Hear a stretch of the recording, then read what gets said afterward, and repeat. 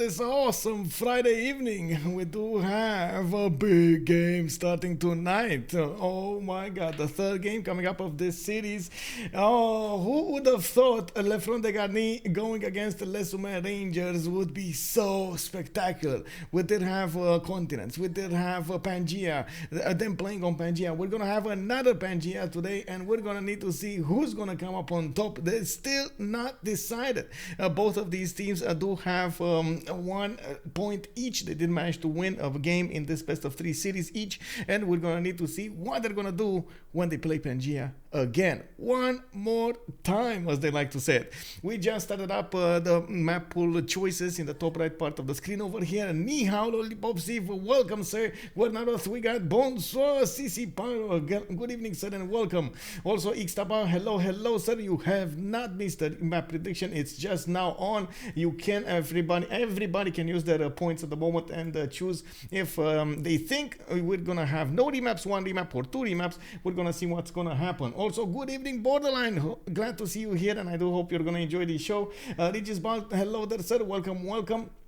We got Gathi Anthony in the house. Good evening, sir. Welcome. I think Gathi Anthony was also the first one to pick up the promotion here. Thank you, sir. Welcome to the channel. Much appreciated. We do also have Legilementos. Hello, sir. Welcome. We got in the house Flying Conquant, who is gonna be flying to Canada. Gonna have some awesome time over there. Glad to hear that. And of course, I do hope you're gonna have an awesome time. Awesome.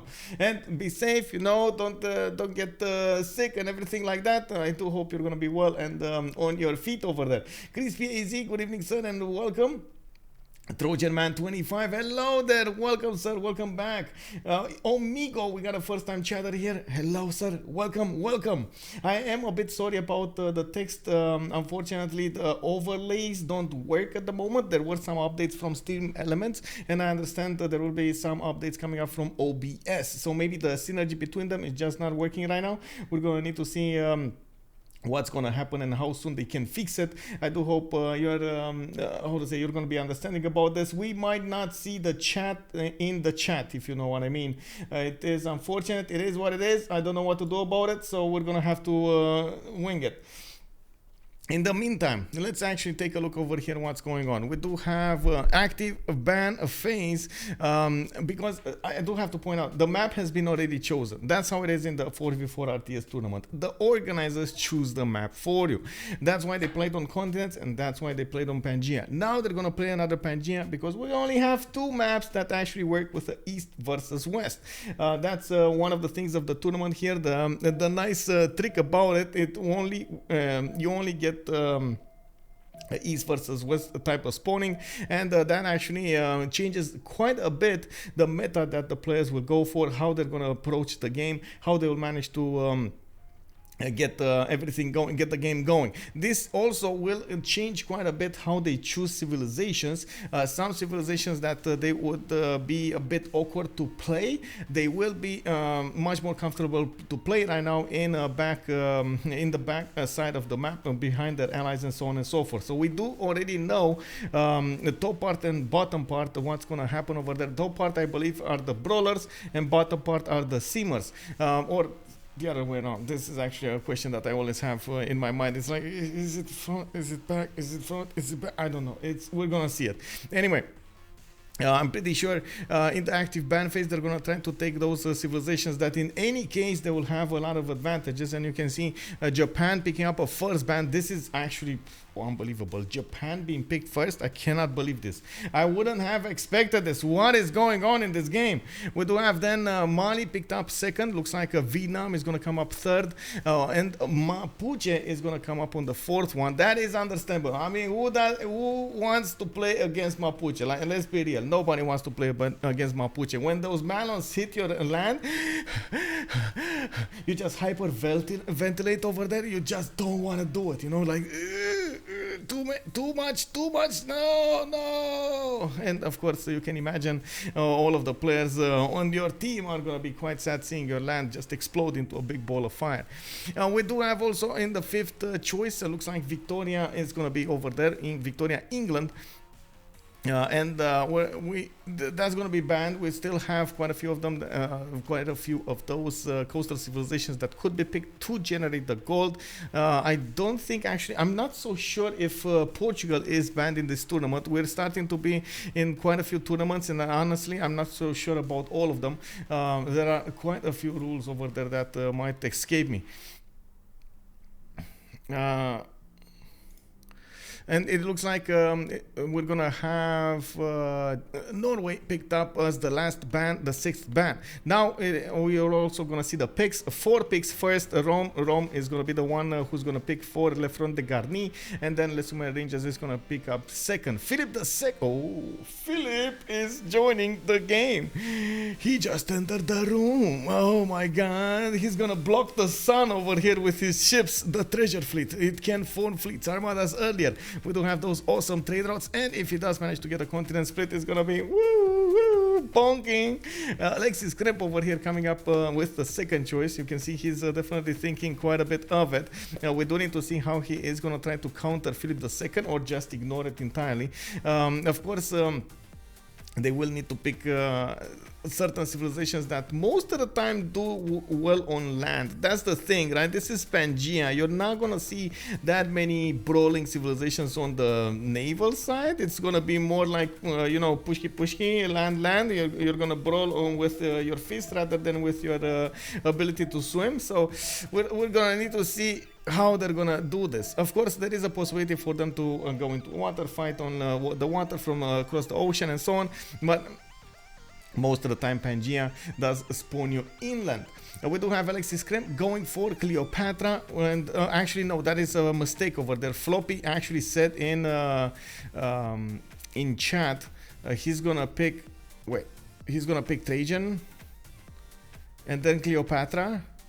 Oh, this is the dynamic duo over here. We got Cleopatra in the house and Trajan in the same game. Cleopatra did actually get quite a few bonuses over here, especially for those trade routes, plus 6 gold for Egypt from trade routes to other civilizations, and it does give them food, it does give them extra gold, so you can generate so much from those trade routes. Of course, we do need to see if that's actually going to be their choice. I do see them actually picking this up, and I think they actually went for it. Am I mistaken? I'm pretty sure we do have some French-speaking viewers over here in the chat. Am I mistaken? Well, I think they actually picked it, right? Also, Harley the Spider, good evening, sir. Welcome. I've seen some pretty gnarly fights in the water. It's called water polo. Yeah, that is true. Oh man, it's been a while since I've actually seen polo games or matches. We do have Eleanor of Aquitaine, the English persona, being picked up 4th, and we've seen it multiple times how strong Eleanor can be on a lot of maps. So we're expecting some about the same result over here. We do need to see how this is gonna develop, and of course we are gonna need to wait for them to pick up their simmer. Oh well, actually, are these brawlers or simmers? Because honestly, there is another thing that I do want to point out. Even if they pick civilizations right now in the first 4, they can always switch them. So you don't actually know who's the brawler, who's the simmer. You don't actually know who's gonna be frontline, who's gonna be backline. You do need to see. Oh, thank you so much for that cheer, Harley. Thank you, sir.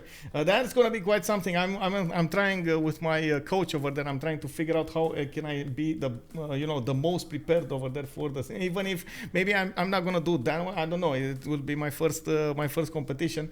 I'm gonna need to try. And he's like nagging me. You gotta do this, bro. You gotta do this. You gotta do that. Go there and learn that. And I'm like, oh man, this starts to be like work. But it's fine. I do hope I'm gonna have an awesome time.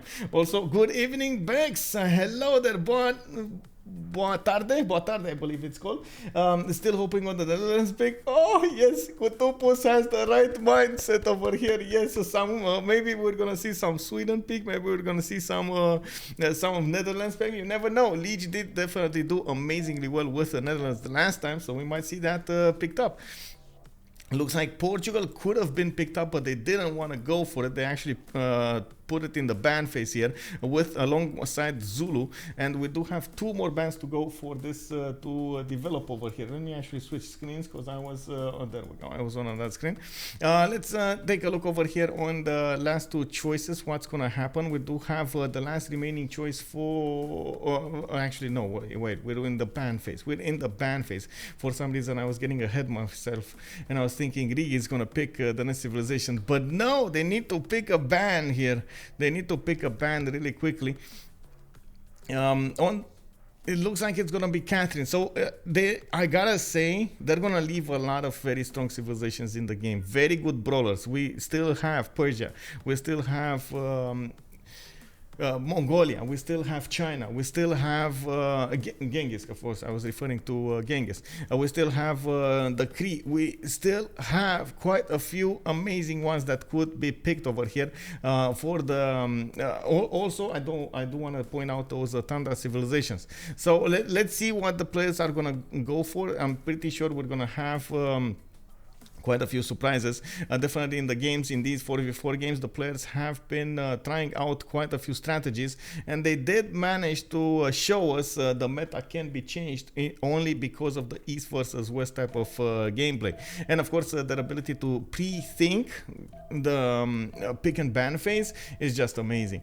Now, we do have one last ban, and it looks like it's gonna be Coupe picked up as a ban here. Okay, so Coupe was a ban. Can you imagine? No bans. Oh my god, that's amazing. Big Dog and Loader.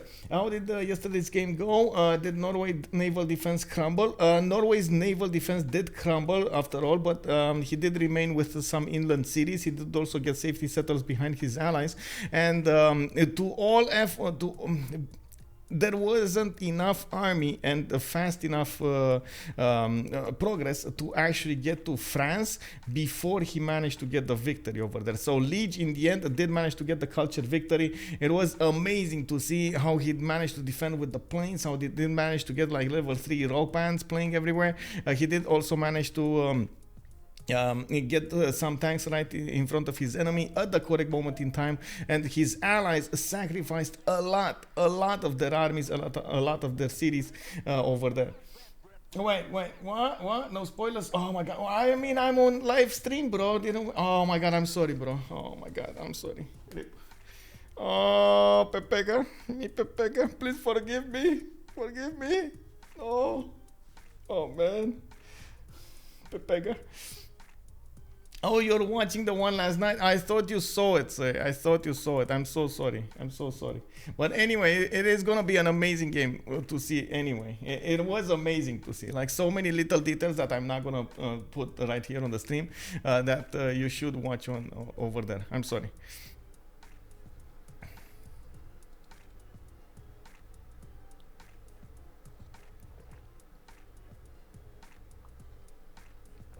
Okay, so let's actually take a look over here. We do have Peter picked up by Chuck. He's gonna go for one of the Tundra civilizations.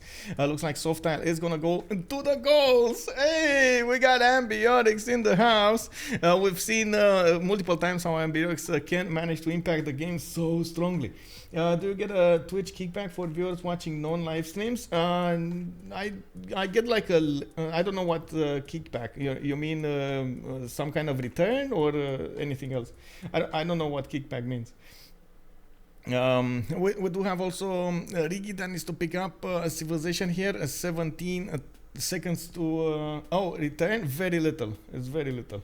Most of the return from Twitch is coming from subscribers, not really advertisements. They are trying to implement a program with a set amount of minutes of advertisements per hour, and I'm doing my best to not actually implement it on the stream, because it's one thing to actually have it on YouTube, where YouTube actually breaks your content, gets the advertisement, and then it starts the content from where it left off, versus Twitch, where it just adds the advertisement during the content, and you might actually lose like a minute or 2 minutes or 3 minutes of content. I feel like that's a bit of a no-no for me. I would prefer if they would find a way like like YouTube does it. So they're trying to implement something like that to increase the payout for the advertisements, but in the end, I don't know. I'm still like I said, I'm still trying to see what's going on there. We got Hammurabi. Yeah, we got Hammurabi. Looks like Riggy is gonna go for Teddy Roosevelt, the Rough Rider, and then we do have a FloppyfloNG on Hammurabi. Oh no! Hey! Yeah, we do have something. And we're gonna see who's gonna be backline, who's gonna be frontline with Russia in the game. Of course, he's gonna be somewhere in the tundra. Is anybody aware, by the way? Let's see. Can Lege do it tonight? Yes. Also, Psychomite essentially will bring the viewing screen and either add to the left or to the bottom of the screen. Oh, there we go. Psychomite is telling us how they're gonna do this. Okay, that's interesting. That's actually interesting. So you can still see the content. I don't know if you can hear the content, but you can actually see it. Yes, Ixtapa. This is East versus West. Hello Ravivi, bonsoir, bienvenue. By the looks of it, we do need to check out how they're gonna end up in the slots. So Romrom is gonna pick his first slot over here with Philip II. We got Chuck with Hammurabi, and oh my God, thank you so much, Edelul, for the Prime.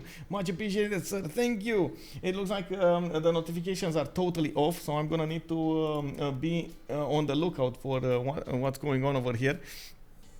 I'm sorry, we don't see the notifications on the screen. I'm gonna need to fix that probably in the next few days to see what's going on. Stream Elements did give me an email that this might happen because of a change in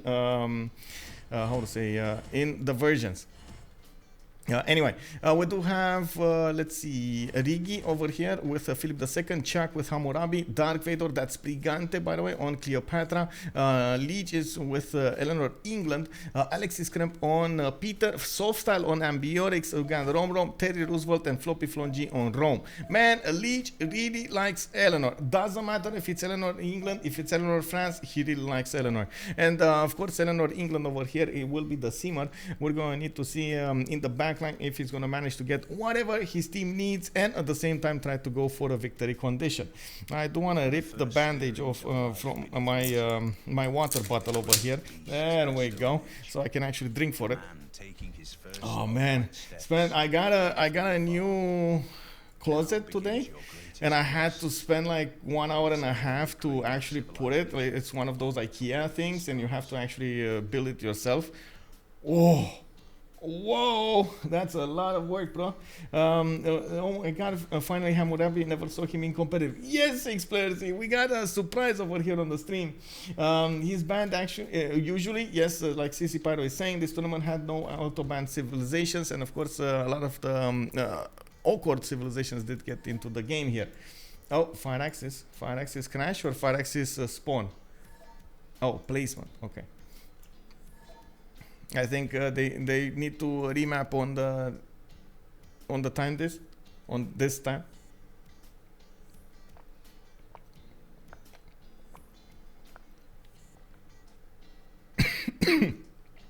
Yeah, actually Hammurabi has been reworked in BBG, and it does actually have quite a few differences. You don't get that much science from your I would say development, but you do generate more science passively from the boost. I mean, you don't get that much science. I do believe there are other things changed over there, so you can be standalone, and in the teamers you don't get that much of a boost. But anyway, I'm gonna need to actually take a look over here at the bonuses, because honestly I see it so rarely, I have no memory of its bonuses. Yes, I do want to echo what CC Pyro was saying. In teamers especially, Babylon was just wow, it was incredible, because everything you got from your allies, you are getting the boost, you're instantly taking very, very late text after your allies, and you were just doing everything else. Oh my God, it was just incredible to see what was going on over there with Hammurabi. Now begins your greatest. Anyway, we'll see how this develops. Oh, we got a new map here. So this doesn't count to the new map. Oh my God, is that a camel map? Is this a camel map, really? Okay, and we got Oh, oh, really, bro? With Hammurabi also? I mean, at least they're allies, so, but really, bro? Oh, Alexis again. Wait, what? Oh my god, this is so bad. This is one of the worst spawns for the. Well, I guess we're gonna get another one going. Maybe wait, bro, Romrom. Maybe wait for everybody to load. Anyway, this is gonna be quite something. I hope everybody loaded in. Exactly, he's just on the tip over here. Oh man, Russia just wow, lol. Yeah, lol, Russia. Oh man, honestly, he could go the other way, like not with using his Tundra process, but it's just wow. Yeah, okay, can be played, not amazing. Can be played, not amazing. Remap, indeed. I'm also trying to figure out, by the way, on my Discord, what's gonna happen here with the games on Sunday. Since this is my first one, I do need to take a lot of stuff into my brain and trying to process it. What do I need to do? How do the strings? Where do I need to share them, and so on and so forth. We're gonna see how this develops. I do hope it's actually gonna be quite relatively easy.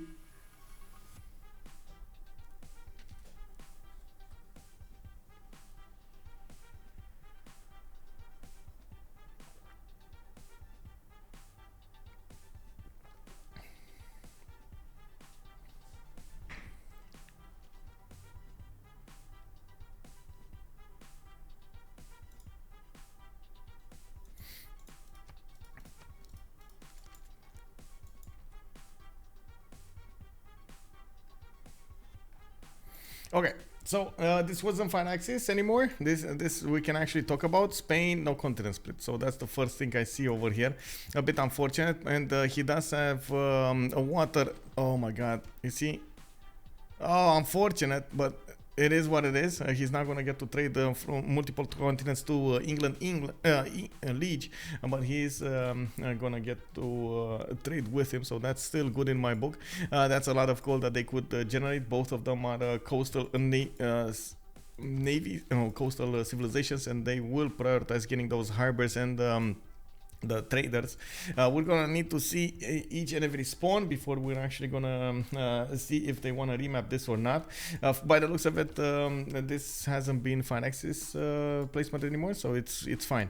We got Spain over here with possible 2-2 base. He can go on the stone tile if he wants to. He's gonna retain that fresh water from the one tile total river, and from what I can see, he does have a reef fish that he can also work for some extra food, and of course needs to improve it for that extra production. Multiple 2-2s. From what I can see, he does have an open way to the west side here to the main water, and we're gonna need to see what's on the other side of the coast when we get there. This is a lot of coast to settle though, and by the looks of it, he is gonna be the one who's gonna need to settle all of it.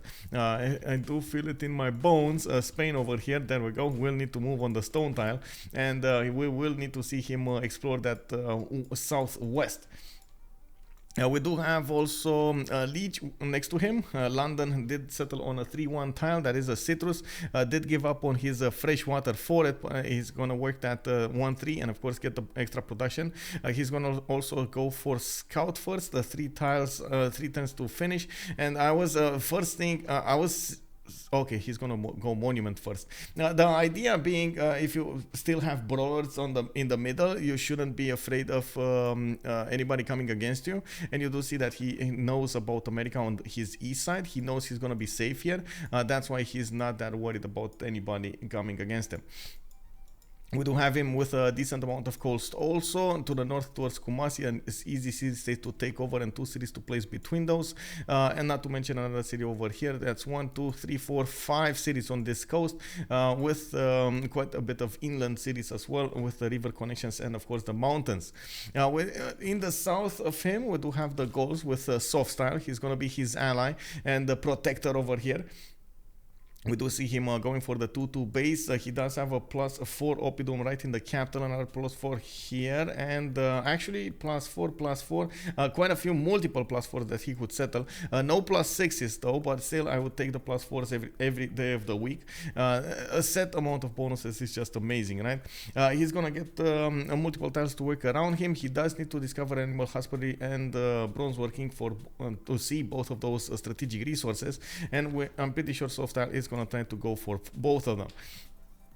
We do have him with possible attack on Russia to the southeast. He does have Russia and Mount Roraima between them. Well, I don't think he's going to be incentivized to settle Mount Roraima anytime soon. Honestly, this is kind of a meh Roraima. Like, really? Also, can London settle on another continent to the northeast of Spain? Yes, he can. But that's honestly, I don't think that's worth. Like, this is just a city for the double. I don't think that's worth. You're gonna get more yields from just sending those trade routes to London with the districts than sending them over there north of Kumasi. But yes, it can be possible. It can be possible. Probably for era score or second era, yeah, that could be a thing. That could be a thing. Anyway, talking about this Mount Roraima, which is we do have to see on the east side over here Alexis Krempp with St. Petersburg coming up with a builder in 3. He's gonna grow quite slow. He is working those 1-4 deer tiles, and he does have 3 possible camps to improve in the capital. He does want to improve them as soon as possible, and from what I can see, he does have a decent amount of tundra with a city state to kill on the east side. That's Cahokia. Quite a few camps. This would be a nice goddess of the hunt if he wants to go for it. Fertiles deers showing up on multiple tiles here. He does have one big continent. That's going to be his green continent, and from what I can see, he does have access to multiple strategic resources. A lot of rivers, but he doesn't have mountains, so the science availability for Russia will be a bit problematic, and he's going to need to use his other districts so he can get the science for adjacency towards his campuses. A bit tricky, but I'm pretty sure Russia over here will try to big brain this. We've seen Alexis Krempp do this before, so I wouldn't be surprised if he's going to have an A game today as well. We do have also FloppyfloNG to the north, and we're starting up to talk about all of the players of Les Sumer Rangers. This is going to be the line. You see in the middle over there, left side we got the Front Degarni, right side it's gonna be Les Sumer Rangers. It looks like Rome is gonna be on the coast, quite problematic because they're gonna have 3 players very close to the coast, including Egypt and Babylon, and this is gonna put them right in attack range of the Spanish fleets. I'm expecting a remap here. I don't usually do this, but when I saw 3 players are coastal versus Spain and Eleanor, even if you think what would middle student do in this case, it's just much better to just take a remap, Anyway, Rome over here with Fortens for a settler. He's gonna get some fish tiles to work. I do see him having quite a bit of interesting cities to settle to the south and to the north. He's relatively close to America, which will spark some flies here, or will generate some sparks, I should like to say. We will have an opportunity to trade with Russia at some point in the game. They could actually set up some coastal trade routes at some later stage in the game, and not to mention maybe we're gonna see something from the east side over here, but definitely it's gonna be a tough choice to go for. I don't see that many cities available for him to just explode.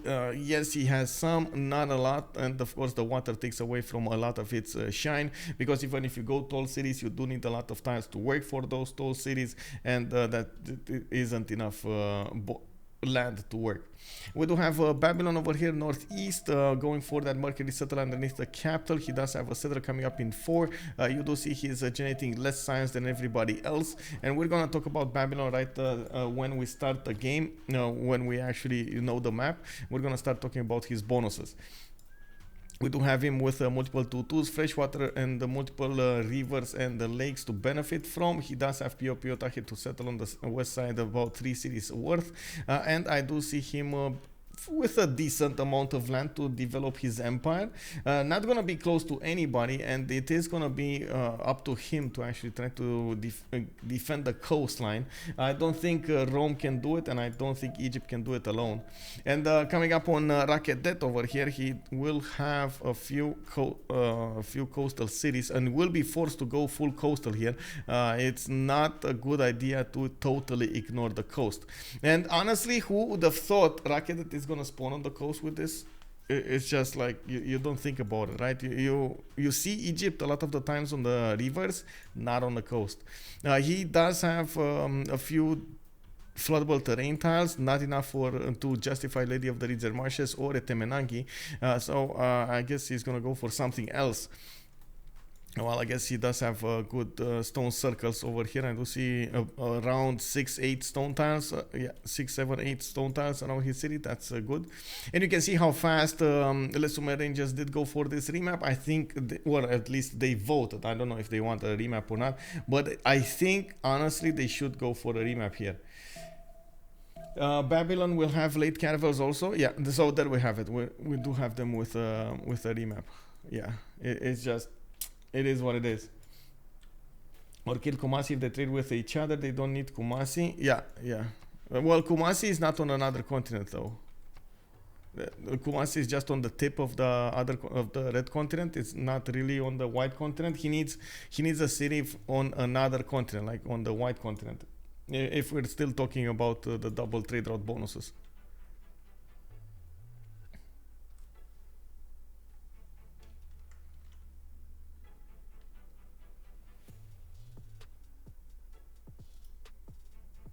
Give me a second.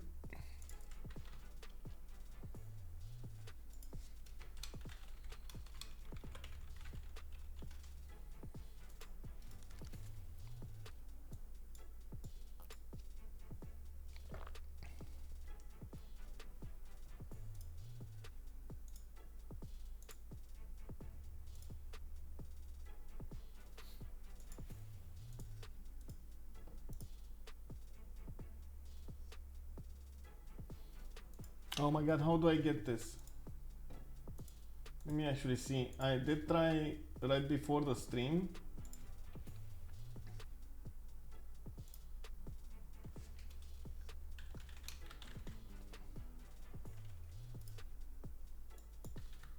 Let me see if I can get this fast. Does this work? Is this real life? Can somebody say anything in the chat here so we know what's going on? Anybody? Let's see. Oh, it works. Oh my god, it works. I see it. I saw it. Oh my god, it actually works. Okay, so we need to put this here. Yeah, hello there, Sky Grey. Good evening, sir. Let's so I'm gonna, well, I got some poses. When I do have some poses, I'm gonna need to probably remake all of these ones for oh my god. Okay, it is what it is. Okay.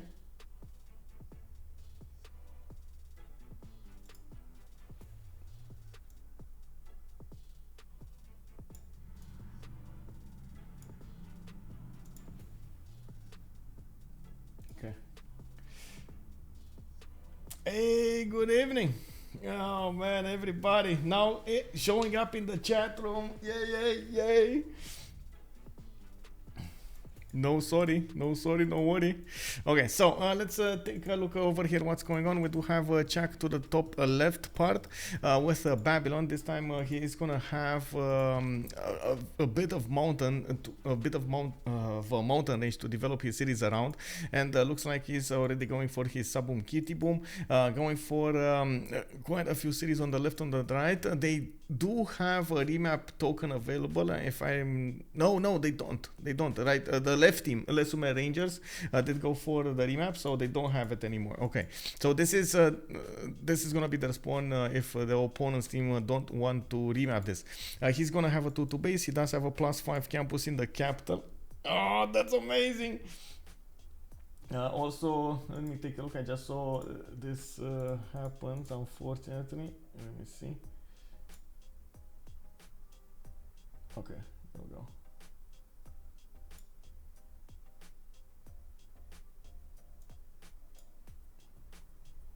Okay, I'm gonna need to keep adjusting this because you guys, and this is good practice, by the way. I'm sorry for sometimes losing a few words here and there on the chat, but I'm gonna try as much as possible to adapt it really quickly and fix the errors of the widget. Yeah, we do need to see in the south, we got Egypt this time with a lot of floodable terrain. This does matter. This is going to allow him to go for that Lady of the Reeds and Marshes. He is going to get a 2-2 base. He's going to have space for a Temenaki in the north. Awesome city, by the way, in the north over there with the Temenaki. Multiple sugar tiles. He can go for his sphinxes and so on and so forth. This is going to be quite amazing. I do hope, finger crossed, he's actually gonna go that way. We do have him with the possibility to also go coastal. Again, I'm not so sure that's a good idea, mostly because of Spain. We're gonna see where Spain ends up on. Eleanor is on the map as well. Both of them can actually apply a lot of military power against their opponents. And probably that's one of the reasons Lesume Rangers totally ignored the fact that they could go on the coast, so they're gonna stay away from the coast. Probably the main reason they remapped the last one. Okay, test print text. Okay, this actually works. I just need to focus on the words a little bit better. Is there any kind of okay? There we go. Now we do need to see Russia also in the south. Looks like Alexis Krempp is going to be one of the brawlers, just like we've seen last time. We do also notice his he's gonna have quite a bit of tundra here in the south part of the land, and I do see him benefiting from Muscat on the east side.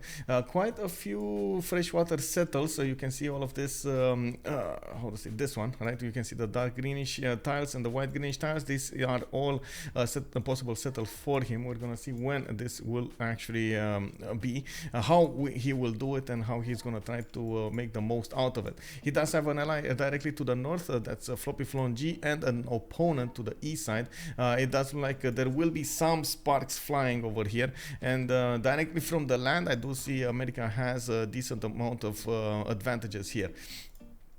We do also need to take a look over here on Rome. He's gonna get a 2-1-1 on the T tile. No camps in the capital for Artemis. Yeah, he doesn't have any camps. That's a good observation over here. Only two sheep tiles. I don't see any kind of camps around at all, actually. He could go, actually, no, he could go for one in the south over here, get that deer tile. I'm not so sure he's going to want to get it and build Artemis next to it. You can still build it in the capital, but honestly, with the lack of pastures around it, it's just not worth over there. Anyway, we'll see what he's going to want to pick. Coming up on Rome, he will need to get an advantage over here on the east side to get a city on that river on the 1-2, so he does get to defend against America. America will have an awesome city next to those ivory tiles, and this will be a war between them. We do have both of them with quite a few war bonuses, one with a unique unit, Rome with those legions, the other one on Washington. We're gonna have quite a few interesting ones. Hello Macbeth, hello there sir, and welcome.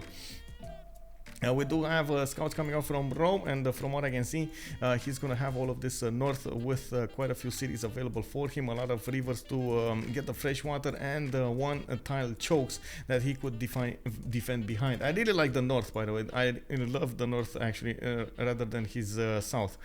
On America, now we're going to start talking about the players of Front Degarni, the right side team. We got America over here, Romrom, with a geothermal in the capital. He does have a continent split, and he does have a settle coming up in 5. That second settle on the west side would be probably his, or should be his priority, and we do see him starting to get there. And notice how the land looks like. He doesn't know about everything that's there. He doesn't know about a double ivory that he might benefit from, nor does he know about Rome's settle.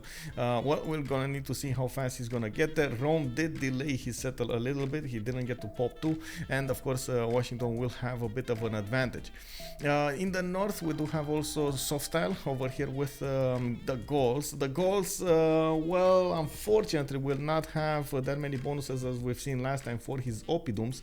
He doesn't have a lot of stone or possible quarries or strategic resources from what I can see. So he's gonna have like +2s, +3s maybe. Oppidums, not the greatest of events over here for the Gauls.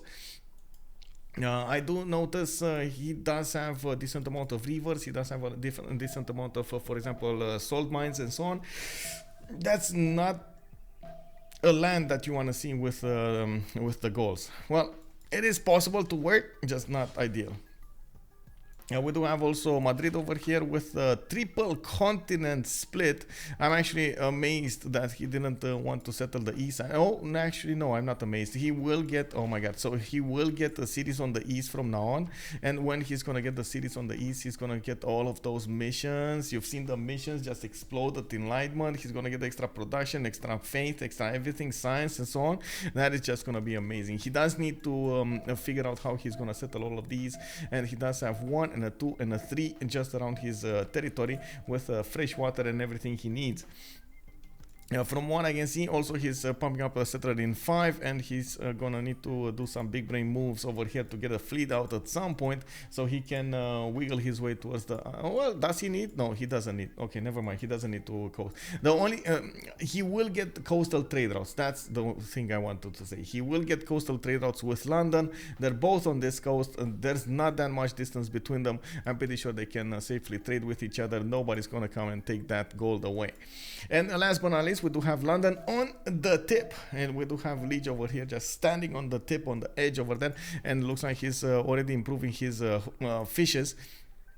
We do have him with more than decent amount of land to settle to the north. Does need to take out a few city-states so he can max that out, but that's fine. And I do see him benefiting from a strong capital. A bit unfortunate he doesn't have fresh water from the capital, but you know, it is what it is. I'm actually a bit surprised he didn't go for this 2-1. Not sure why he gave up on the fresh water, or did he get here? Is this something like, is this, you know, an amenity underneath that, or what's going on? I don't know. Anyway, I'm a bit sad because he could have used adjacency. Maybe misclick, you know. Aloha, Fate. Hello there, sir. Good evening. Deep. Hello there. Good evening, Fafnir. Hello there, sir. And we got a new remap. Okay, so this is it. We got 3 remaps. Also, bienvenue, Salty Capybara. Bonsoir. Guten Abend. Is that Hammurabi I'm seeing? Yes, that is Hammurabi you're seeing. Those team names are always amazing. Yes, I'm gonna put them up in the on the screen immediately. I was just waiting for the remap to happen, if they wanted to remap or not, to see if they wanted to remap or not. I do need to do something really quickly over here. First of all, to get this, the manage to prediction, it's gonna be 2 remaps. They can't get any remaps, so it is what it is.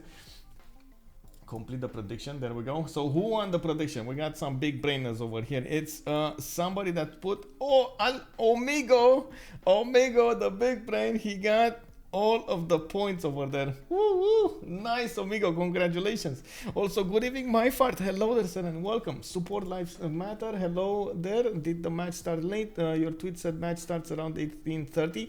Yes, the match actually started late. I'm sorry for that. We had around 10 minutes of delays at the beginning, and then we had quite a few remaps because of the first 2 remaps were 5-axis placements, so we have to auto remap them, and now the players actually went and used both of the remap tokens. Now in sequence, they didn't use them at the same time. Also, hello there, Prometheus. Good evening, sir. Who is the favorite in this game? I don't think we have a favorite in this game. They're both they both managed to snatch a victory from each other before this, and oh my god, another 5-axis. Okay, it happens. Wait, did I? Those teammates, I do need to take a look over here. Didn't I? Oh, I see. I need to save this. Oh, I see. Oh my god, okay. Now you see? Oh, this is amazing. Salty Capybara, you see this? You see this? We actually have new chats going around over here. We can actually see the chat with a background. Yay! Aero TV, good evening, sir, and welcome. Turtle map, yeah, it looks like it's a capybara map. This is I gotta say, this is capybara map. Yeah, also Macbeth, I would like to see team perspective more often if possible. What is their vision? Did they see troops keep up the good work? Thank you, sir, and thank you very much for the observation over here. I'm gonna do my best to show that as much as possible. Why is it an automatic remap? Because Firex's placement does mean the BBS algorithm did not work. The better balance starts algorithm did not work. So that means all of the little details that we need in the game to be, like strategic resources, like distance between players, amount of city states, distance between you and the city states, and stuff like that, just weren't activated. That's what Firex's placement means. So immediately the players, without trying to see, oh, but did some work or did some not work, or what didn't work, instead of trying to figure that out, they're just going to do a remap because it's much faster until they actually nail a good map. This hasn't been happening for some time now. I'm not sure what, but I think it's actually a combination between the civilizations that unfortunately creates this like infinite loop of remaps. Anyway, we'll see. Give me a second so I can actually... Okay, so we got this going. Okay, this... Okay. Now the chat is doing fine. Chat is fine, right? Chat is fine. Maybe I can also do some min-maxing over there to improve it a little bit. Wait, what? How did we end up on continents? Oh, another fine axis, Kek W. What is this continents? It's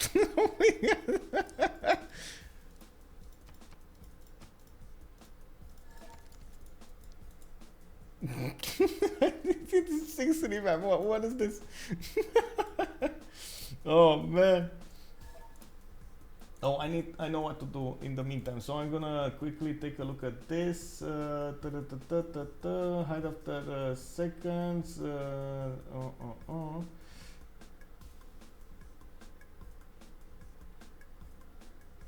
Game created continents and then remember it needs to somehow. Yes, exactly, basically. Yeah.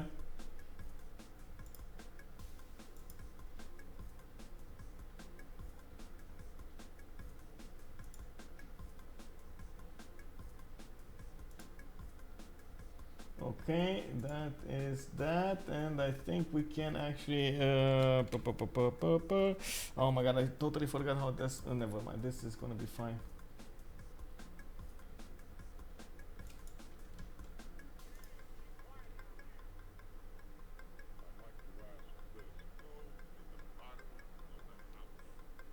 Okay, so I think this is saved. Message name for, okay.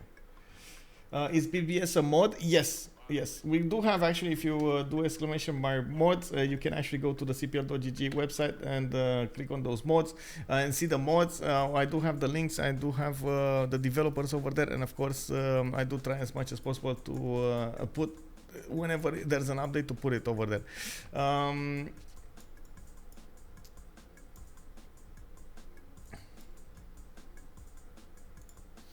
Okay, I set that. Now I need to set the team labels. So we got on the left side the Lesume Rangers, that's LSR.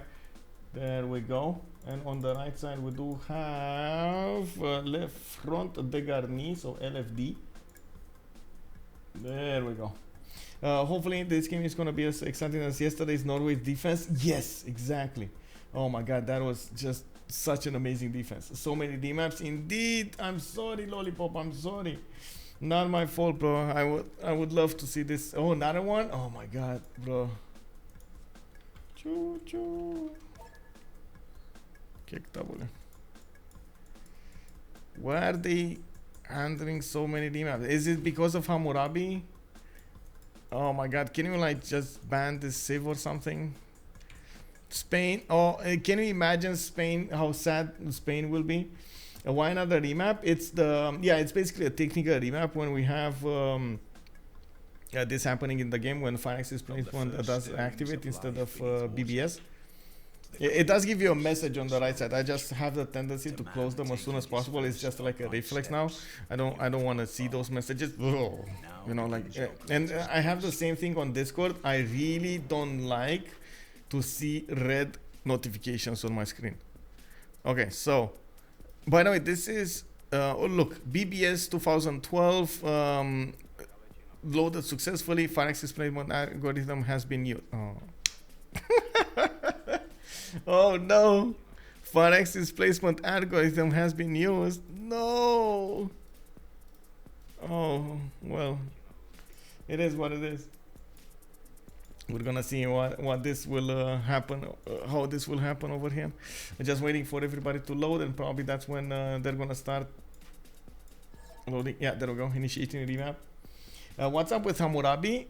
Well, I think that's the only unknown over here. I think it's messing up the spawns. I'm not sure if there's something wrong with his bias or something, but this didn't happen with other civilizations, so I guess that's the only new element added to the configuration of the game.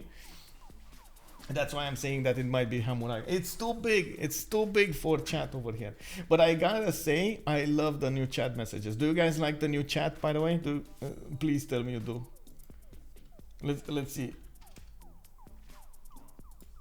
You like how new chat looks? Yes. No. Could be better. There we go. Yes. Maybe they. Okay. Very nice. Maybe they should plug the keyboard in the player 2 pod. Yes. Yes, but the cam placement is worse than before, in my opinion. Well, the cam was always on the top right, top left, right? I used to put it down below, but then I had somebody just come into my stream and told me multiple times, and also used a lot of points to put it top left. But it doesn't have its edges anymore. I'm gonna need to get new edges. They don't work. For some reason, they don't work. Oh wait, they're gonna do a relobby? Okay. Well, I guess we're gonna do a relobby. Where is the cake W? Oh man, come on, bro. Okay, well. Yeah, Fluffy knows, man. He knows. He bullied me into putting the cam top left. Oh no, I open up another game. What is this? Kick W. It's fine. Yeah, I know. Well, I do try as much as possible to cater to the wishes of the viewers, to get to the wishes of everybody, but then, you know, like it takes me a little while to understand that it's good. So, yeah. Yeah.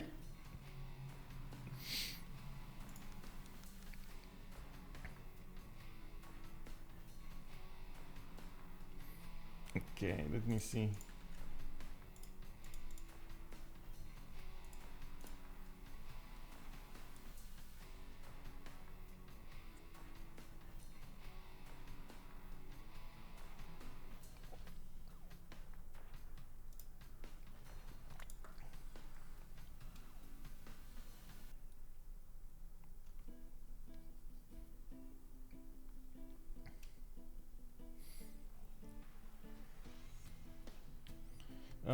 Cam right over the map and under tech tree.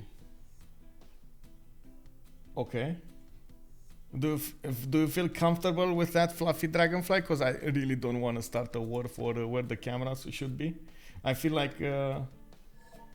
okay, so the camera, if I put the camera where he's saying I should put the camera, I don't need to move the notification for the Pangeea, right?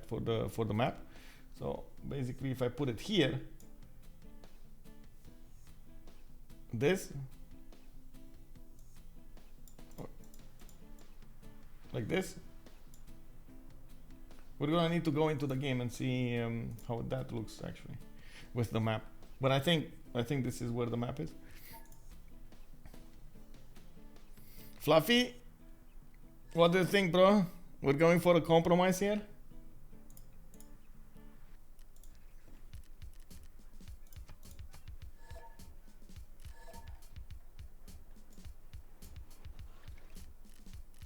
Hello? Oh, with Alexis.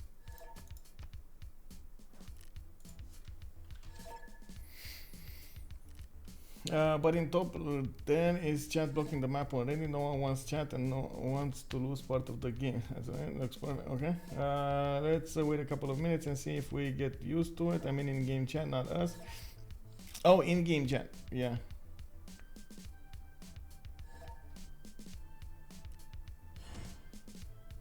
I think actually a lot of there are, well, not all people, but there are viewers that want to see the in-game chat. They want to see some drama from time to time, and sometimes it's good for them to see what's being discussed, even if I don't know how to translate it. Kick W.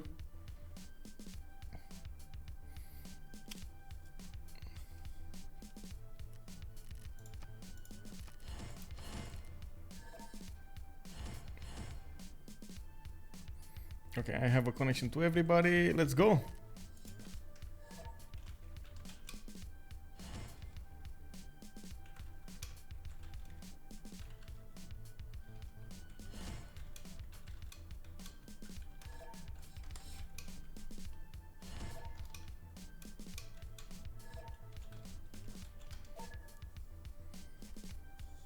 Yeah, 80% of times chat is emoji after 4 hours. Emoji.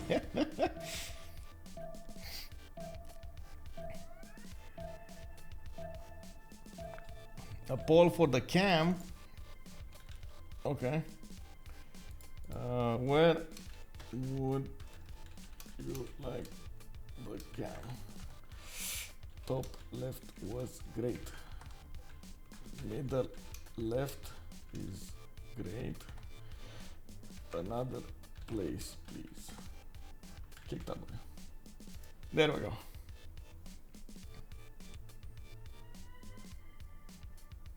Yeah, Fluffy did bully me with polls. Yes, I do. I gotta say, I do. How to say? I do listen to democratic votes. So yeah. Which is funny though, because right now I'm being accused of not listening to democratic votes. So funny, can you imagine that? Actually, in the communities, there's a petition that I shouldn't be, how to say, mod anymore, because for some reason I'm using my awesomeness power or something against, how to say, against other players, and I'm like somehow doing, I don't know, man. I didn't understand it. I was like, what? There's like no decision that's made without a democratic vote, and we just implement the result. I don't know, man. It's like people without knowledge.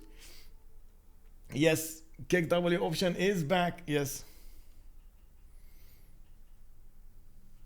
Oh my god, look at that. I actually nailed the position. I nailed the position of the text, the map, and and everything. Okay, very nice.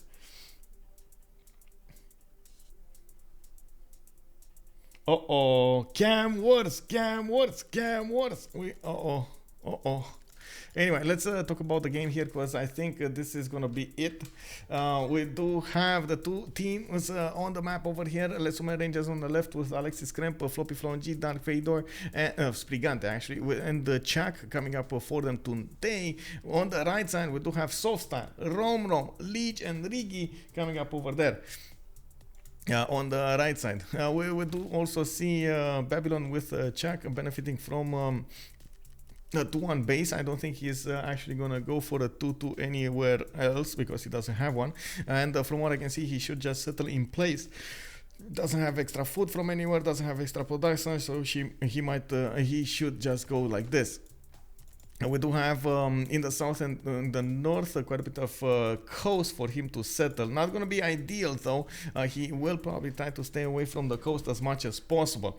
Being 2 tiles away from the coast might actually incentivize him to move a little bit to the right. And knowing this, he will need to do some form of a defense against an attack over here on the west side. Oh. Wait, what?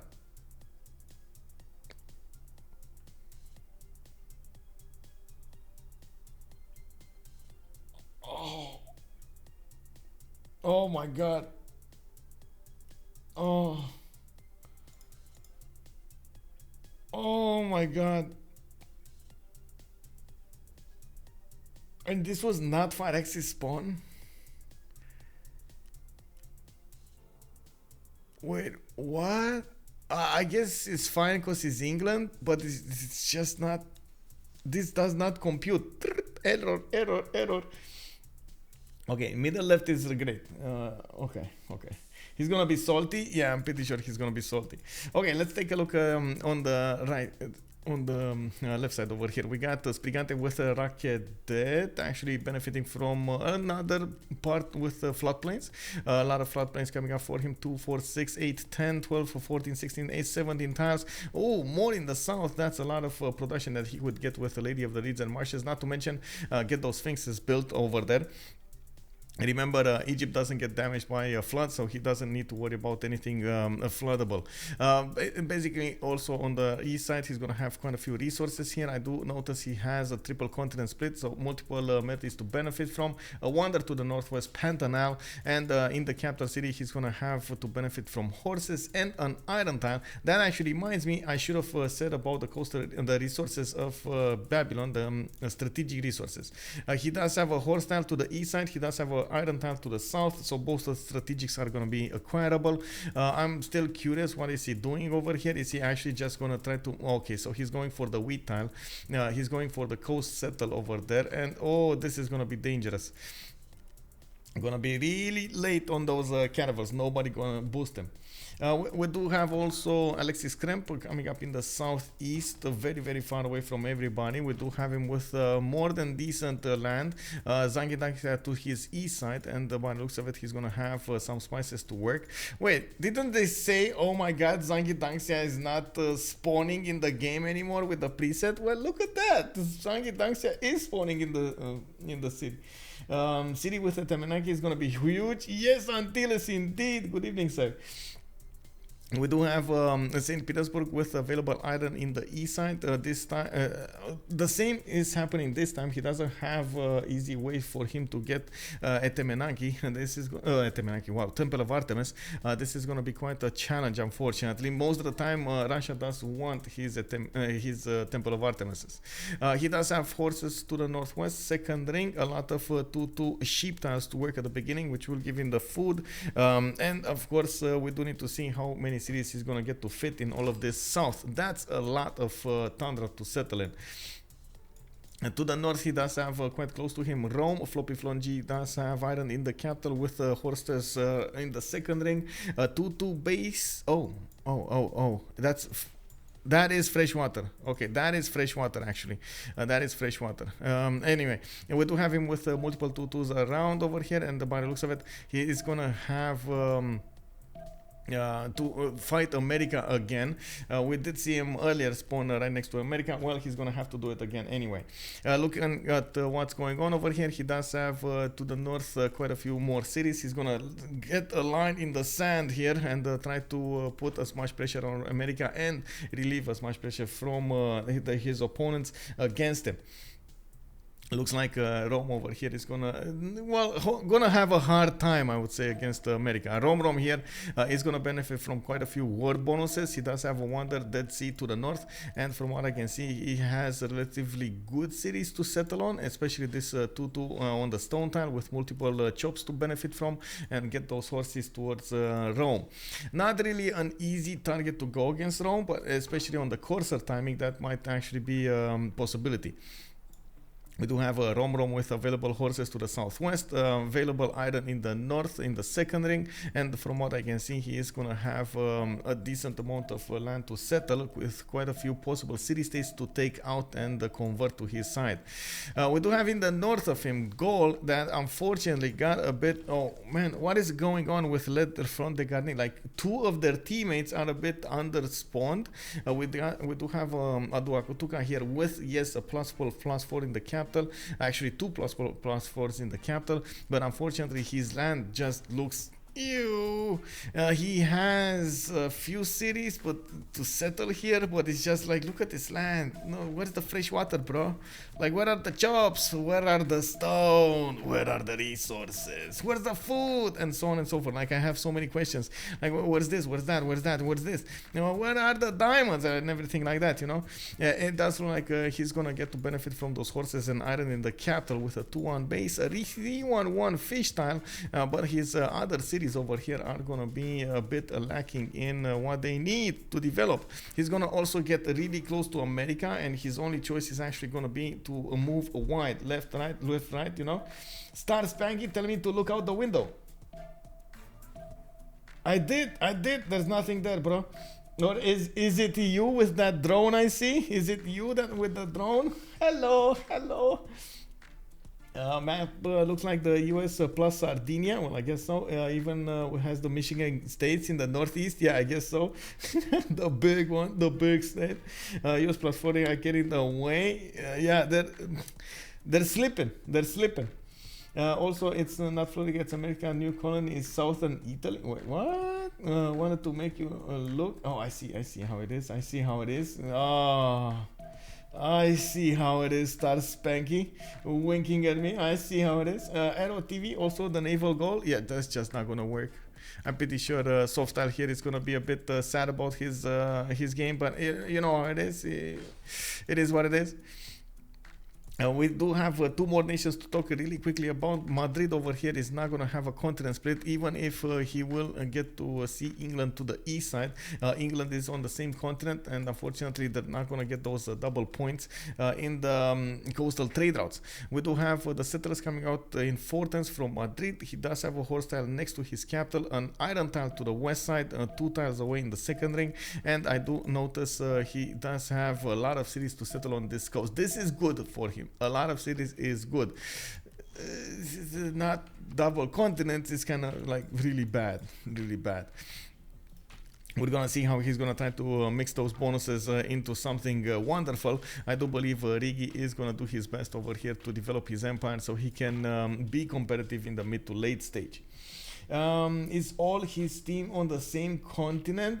All his team? Yes, I think all of the teammates are on the same continent. So that means they only have 4 amenities, possibly like 5, 6 from the turtles, maybe whale tiles, I guess. Yeah, whale tiles.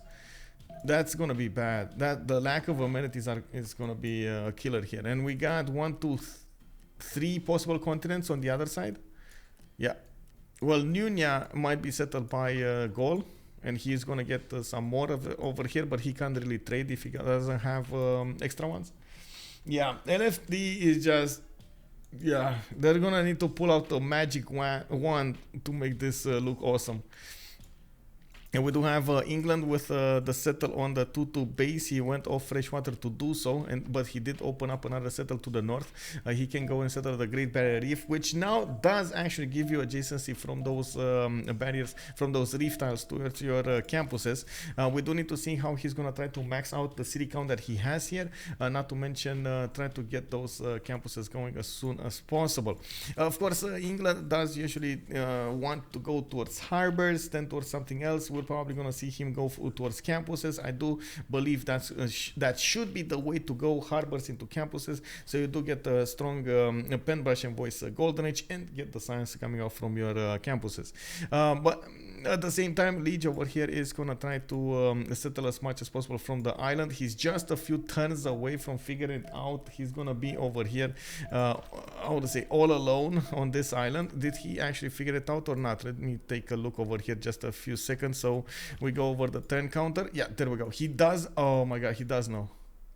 You see, they do know it's this one. They see the cliffs over here, and they know it's blocked over there. There is a possibility there might be like a land over here, but it's so slim they're not even gonna go for it. Right? He just took the hut and that's it. He's going theater squares. That's actually an interesting question. If he's going theater squares for Eleanor, England, so early on, of course, usually you do want to get as many of those writers as possible because you do get so many points from them. But is he gonna just go for them? Is he just, you know, gonna rush them out in this situation? Chapeles, yes, same continent as Spain. Also, good evening, sir. Hello there. Bonsoir, bienvenue. Arsenio said louder that England spawn is, yeah, just whoa, bro. I think we need to put a remap over here in the chat room, so we do need to see what's going on. Manage prediction, start prediction. Let's see who will win. And then we do have Le Front Degarni on one side. On the other side, we got Le Sumer Rangers. And then 30 minutes to actually watch this out. Got it? Let's go. Okay. All that island needed was the cliffs of Dover. Yeah, I guess so.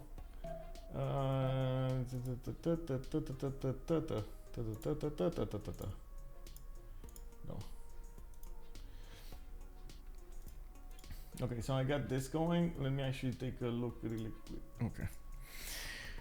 Okay, so and now we're gonna need to talk about their early choices. It does look like Babylon is gonna go coastal over here. He cannot ignore the coast anymore if he settled like this, and we're gonna need to see if this is gonna be good for him. Looking at what's going on, definitely it is gonna be a problem because he has Eleanor right across the coast. Not to mention he's gonna have to fight those Spanish fleets at some point in the game. Not to mention the armadas. He is already bullying Zanzibar, and they did manage to take it over. The Sabon Kipidibum does have a decent amount of bonuses, and of course you do see with the help of Egypt they put Zanzibar in siege and took it really fast. 3 charge builder also from that attack. We do need to check out their pantheons, and I do think this should be a good moment to actually talk about the city-states before they acquire their pantheons, so we do get to see them in sequence. We do have Yerevan, Nazca, and La Venta coming up for religious bonuses. It looks like Brussels and Cardiff are gonna have industrial bonuses. We got Kabul and Presla for military. Antananarivo will be the only one providing culture benefits. Hattusa, Bologna, and Nalanda with the science. This is gonna be amazing for the game. They do have quite a few city-states to fight for. And of course, it's good to have such a diverse environment in the city-states. We do also have Cardiff and Brussels, by the way. Did I mention this? I think I mentioned this. Kabul and Presla for military. I think I did. Okay, I think I did mention all of them. I don't know if I missed one, but I think I did. I kind of drifted off over there ranting about something else. Anyway. Coming up over here, we do see the opening of Egypt. He is going to go holy sites first, by the looks of it. He's going to go Stonehenge into holy sites in Thieves. This is the new way of playing Egypt, even though I've seen quite a few players use the China religion, quote unquote, the religion that gives you the divine inspiration plus a few holy sites, and of course you do get sacred places. Egypt does have extra production towards his give me a second over here, towards the districts and wonders if placed next to a river, and he doesn't receive damage from floods. You can see he has a lot of rivers, so he is going to be incentivized to building those wonders. I also did say that we should take a look at Babylon over here. Babylon. Why doesn't it? Whatever. Eureka has now provided him 65% of the science from technologies. The start of the game with minus 50 science per turn, but each tech completed will get you an extra % of science. So you do get it back, by the way. You do get this back. Can receive Eureka boost from free inquiry the education. That is going to be quite a problem over there. Of course, we're going to need to see how he's going to do his own Eurekas. I'm pretty sure it is possible to do them alone there. Let's Siri, so nearly. Oh, Monkey Wazano, good evening, sir. Hello there. I just heard, I don't know why. What is stopping the players from ghosting your stream and cheat? Most of the time, it's hard to be paying attention to the game, and if you try to pay attention to something else at the same time, you're just gonna lose so many moves. Usually you lose a lot more than you win. Also, El Diablo 47, thank you so much for the follow over there, sir. Welcome. Wait till Lege starts. Well, we'll see. I don't actually know Lege to whine that much, honestly. I like looking at knowing Lege. He's gonna do his best to just adapt to it and not really tackle his team that much. You have to take into account most of the time if you start quote-unquote whining during a team in a team environment, you do take away a lot of the concentration of your team members, and that might actually just hurt your game overall and lose you the game, even though you could have had a win condition. Anyway, we do have Egypt's third settler coming out. Still didn't actually go for his pantheon yet. He does have 10 faith in the bank, so it will take us a few times over here. Well, yeah, of course. No, I'm not really listening to his streams. No, I just don't figure Lege as that much, you know, to whine. Also, Rome over here is, by the looks of it, gonna get the campuses first. He did go for the east settle on Aquilea. That means he's gonna get positioning on America. Quite interesting, because he's gonna get first of all those campuses that are gonna give him the extra necessary science. And looking at where he's going next, he's gonna try to go for that rice style, maybe, or is he going for the tobacco? This is actually quite an interesting predicament. I was hoping he's gonna go north and get more positioning on America, so he builds up a defense when it comes to between the rivers over here. It would be quite important to have trade routes, by the way, like how to say, roads between them, and at the same time benefit from that extra positioning that you get over your opponent. Well, we'll see what kind of pantheon he's gonna get here. Floppy does have both strategic resources that he could acquire, and I do notice he did manage to escort his scouts. He is aware of the American scout coming to sniff around his cities. What should Lege do right now? Try to settle on the continent ASAP or keep settling on his island. It's not the first time that I've seen Lege or a player spawn in an island setup, and I do believe he's gonna get a decent amount of cities over here to settle. If he is gonna go, and he did go for God of the Sea, he's gonna get a lot of resources to work on the coast anyway. And let's actually count them out. It's 1 and a 2 and a 3 and a 4 and a 5 and a 6 and a 7, possible 8 cities, right? So he's gonna get 8 cities over here with a few cities that he could, well, I don't think, wait, let me count this again. 1 2 3 4 5 6 7 8. Okay, 8 cities, England. He can go tall after that, and 8 cities actually on Pangeea is a good number. Most of the players will have between, I would say, 6 and 9. Very rarely you're gonna see civilizations go for 10 on Pangeea. Maybe Russia is gonna go 10, but I doubt it.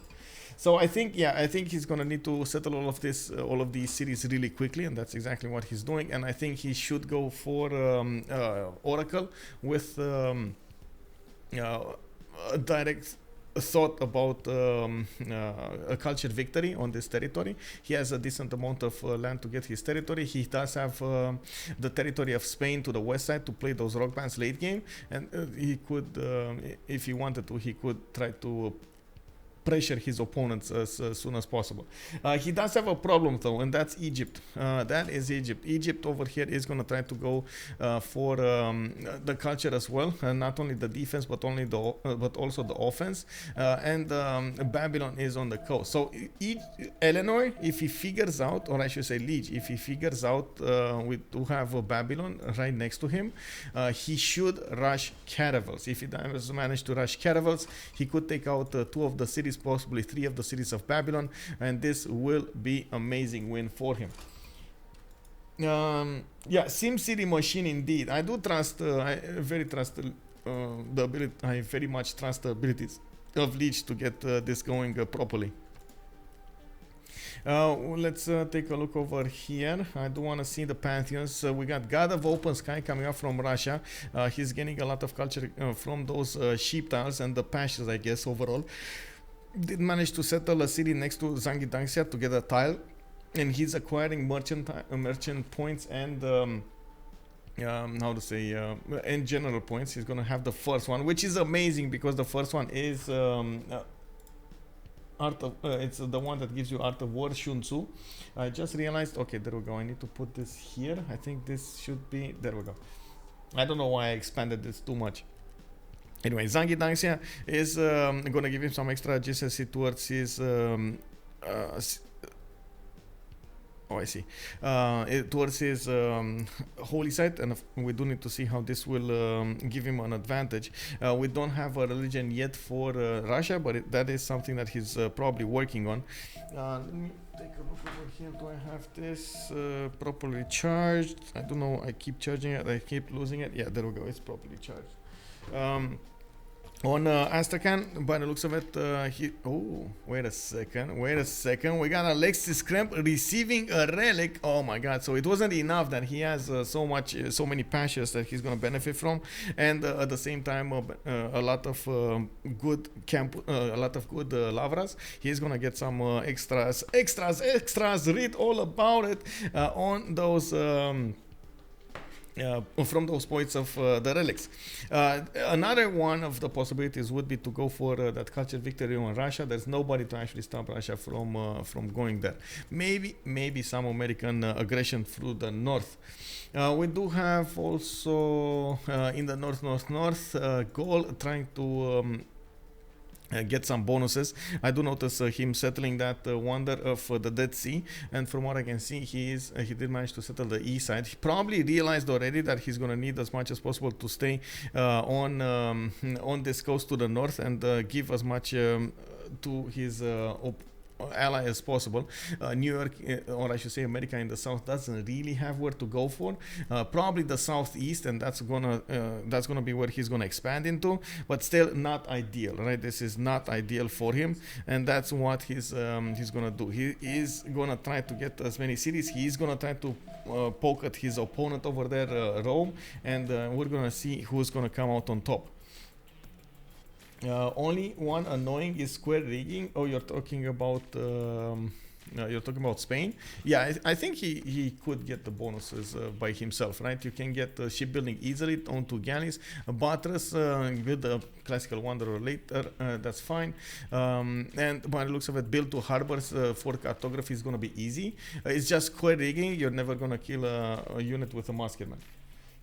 Yeah, I know. You're talking about Babylon. I know. So he's gonna get the points there. It's fine. 2 fish, 2 galleys, 2 harbors. Indeed, exactly like Monkey was always saying over there. Oh man, you guys talk quite a bit. Okay, so let's take a look over here on the pantheons. We've got Spain with religious settlements. He realized he's going to have a lot of land to settle, and he's trying to make the most out of it. Now putting some more settlers in production, and I do notice he is going to start up those harbors really quickly. He does need as soon as possible to get the trade routes going between his cities.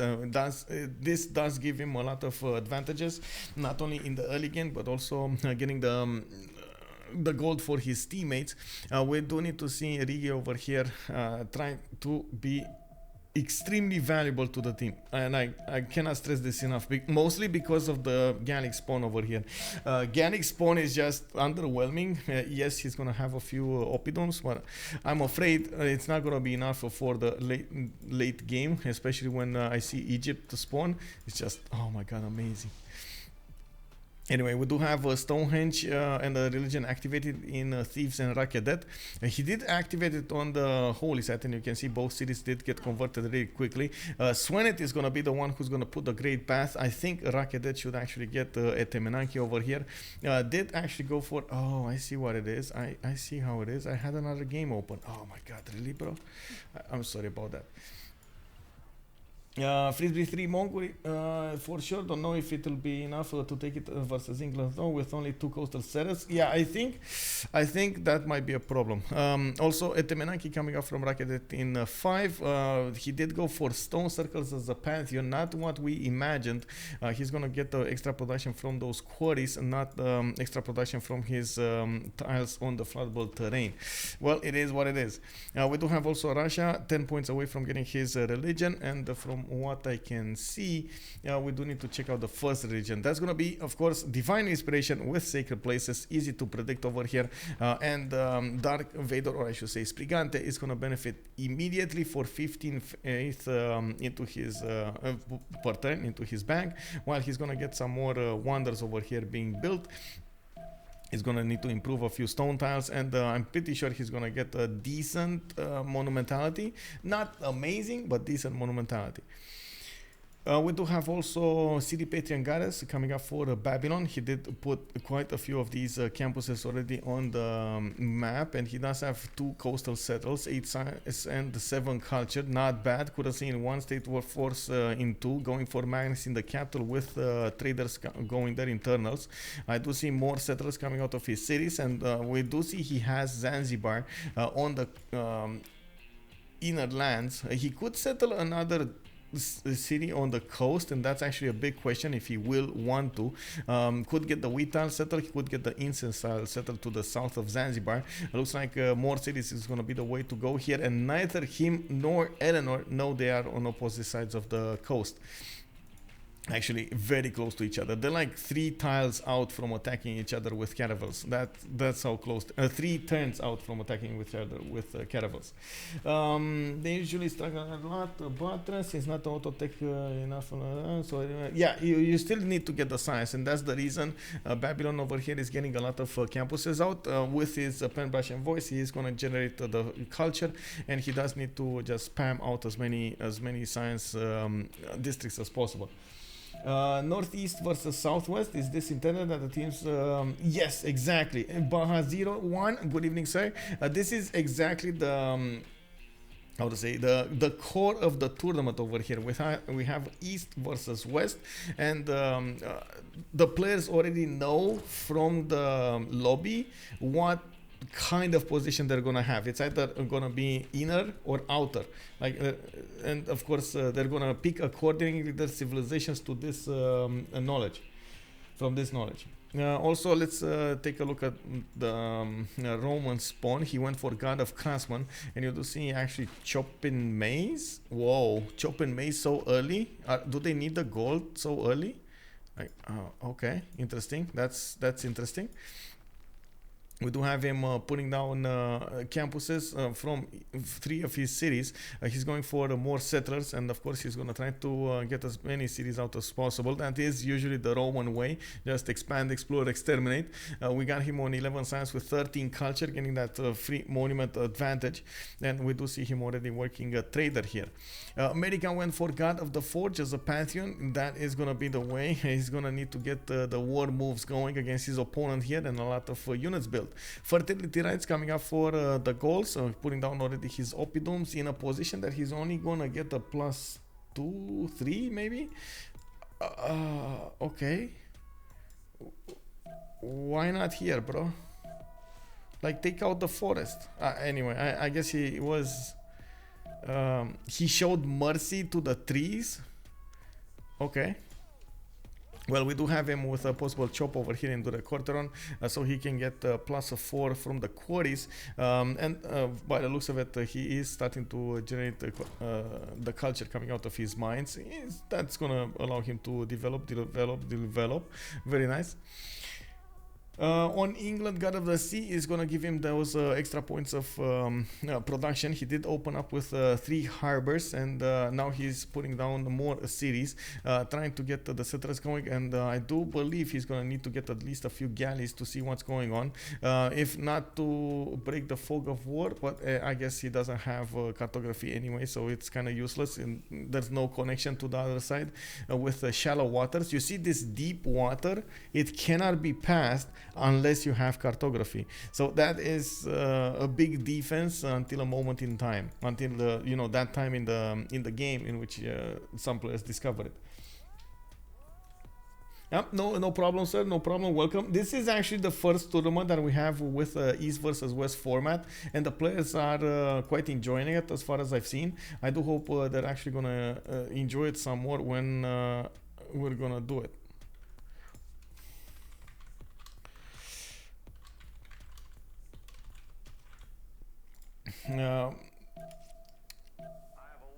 Big shout out to the tournament organizer. I do have to say Ouroboros was amazing organizing this.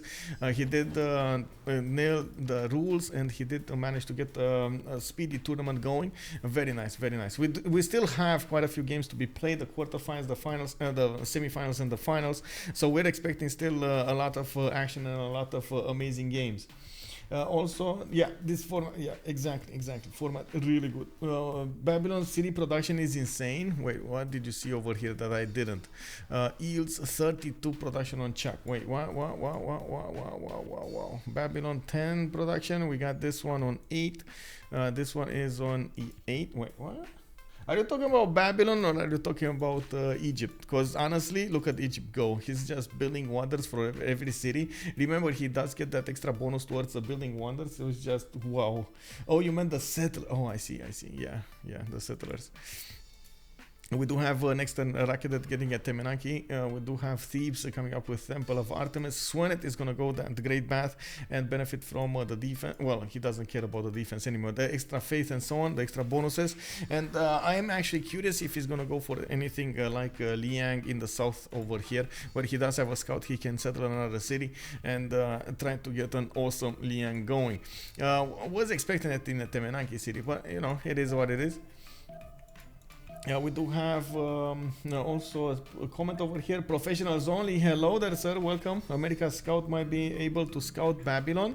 Yeah, that's actually also the Gallic Scout. Look at that. He passed through Rome's land and he's going towards the west. He might actually see Babylon is going to be on the coast here. Yes, America Scout is coming up to the west of Hattusa, and that will also give him an idea. We are one turn away from getting the classical era, and I think everybody did get it. Yeah, everybody did get the golden age. 41, 27, 33, 28, 33, 20, 33 and 25 points coming out. And we do have, by the looks of it, also Romrom here getting pillaged. Oh my god, Rome just doing so much damage. Both of those campuses did get destroyed. Romrom's advantage when it came to the science, it was just deleted. And we got him on 9 science and, wait, 18 culture? Bro. That's Governor Moksha just established that, right? We're still not in the golden age. That's 18 culture coming out from America. Very, very nice. Well, we do have also, how to say, FloppyfloNG to the south, 13 and 16. That's good. He's going to get more settlers going. It's going to be on more cities sooner than America, which is usually how Rome plays. We do need to see if there's going to be any kind of development here when it comes to the war, but I don't see him going for war technologies. He's going for currency in 2, games and rec in 4. And Romrom is going for bronze working and political philosophy. Well, that means all of his district discounts are just going to be well, demolished, destroyed.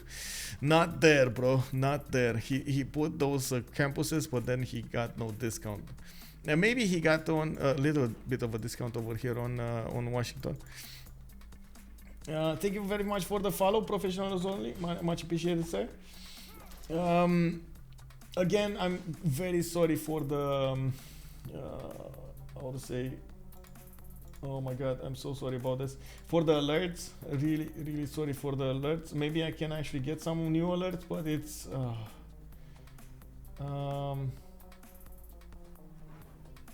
maybe some simple ones. Don't I have some simple? Any alert, man, any alert. I don't know. Let me see. Maybe I can duplicate something and make it work, because a lot of them just stopped working. Oh, I see. Duplicate. Twitch. Okay, let's see. Edit. Give me a second. We just popped into the next golden age, and we do need to see how this will develop. I'm trying as fast as possible, by the way, to get everything done. How they will manage to get their golden age points and how they will get some form of an advantage. I'm pretty sure Alexis Krempp did go for monumentality golden age. There we go, we got a monumentality golden age, and we do have him on 29 faith turn with 49 production. Give me a second here so I can plug in, where is it, browser. Okay, and we got alerts type 2. Okay, there we go. Really quickly over here, I'm gonna. Oh my god, bro. Let's see. I'm gonna emulate an alert over here. There is, I guess, ignore this. Let's see if it's working. Emulate. Follower event. Oh! Ooh! Big brain! It worked! It worked! It's the same! Oh man, bro! Oh man! Why is everybody always going motion? I know that the culture is meta, but isn't the double great people points better as a third promotion? Not really. You do need to how to say. You do need to get some form of a balance between your stats and your other acquisitions during the game. And of course, taking a look at what's going on when it comes to development of the empire, they do need to get to the cards, which is why the culture is the meta. If they do manage to get somehow the advantages to use or get culture from something else, for example in this scenario going for open sky, yes, he might actually go for something like Pingala first, and of course pen brush and voice. That still doesn't really excuse the fact going to go for double the points in the how to say, oh my god, from Bengala, because you don't get the districts to benefit really early for those from those double the points, and expending 3 of those governor titles over there is just too big of a cost. The return on investment is too late in the game to make it that early, to pay it that early. Why is Russia making so many horses? He's going against Cardiff by the looks of it. He will have Sun Tzu to lead that army, and by the looks of it, he is gonna start to move really quickly, which is gonna be nice. They might actually put some pressure on America, force him to make a defense, or force him to defend against this, which will be a problem. They will need as much as possible to how to say, put the gold into America and help him defend against this this attack. Okay, we got this going. We got a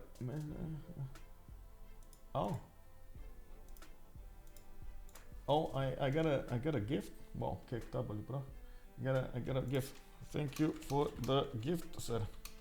I just got gifted a sub on another stream.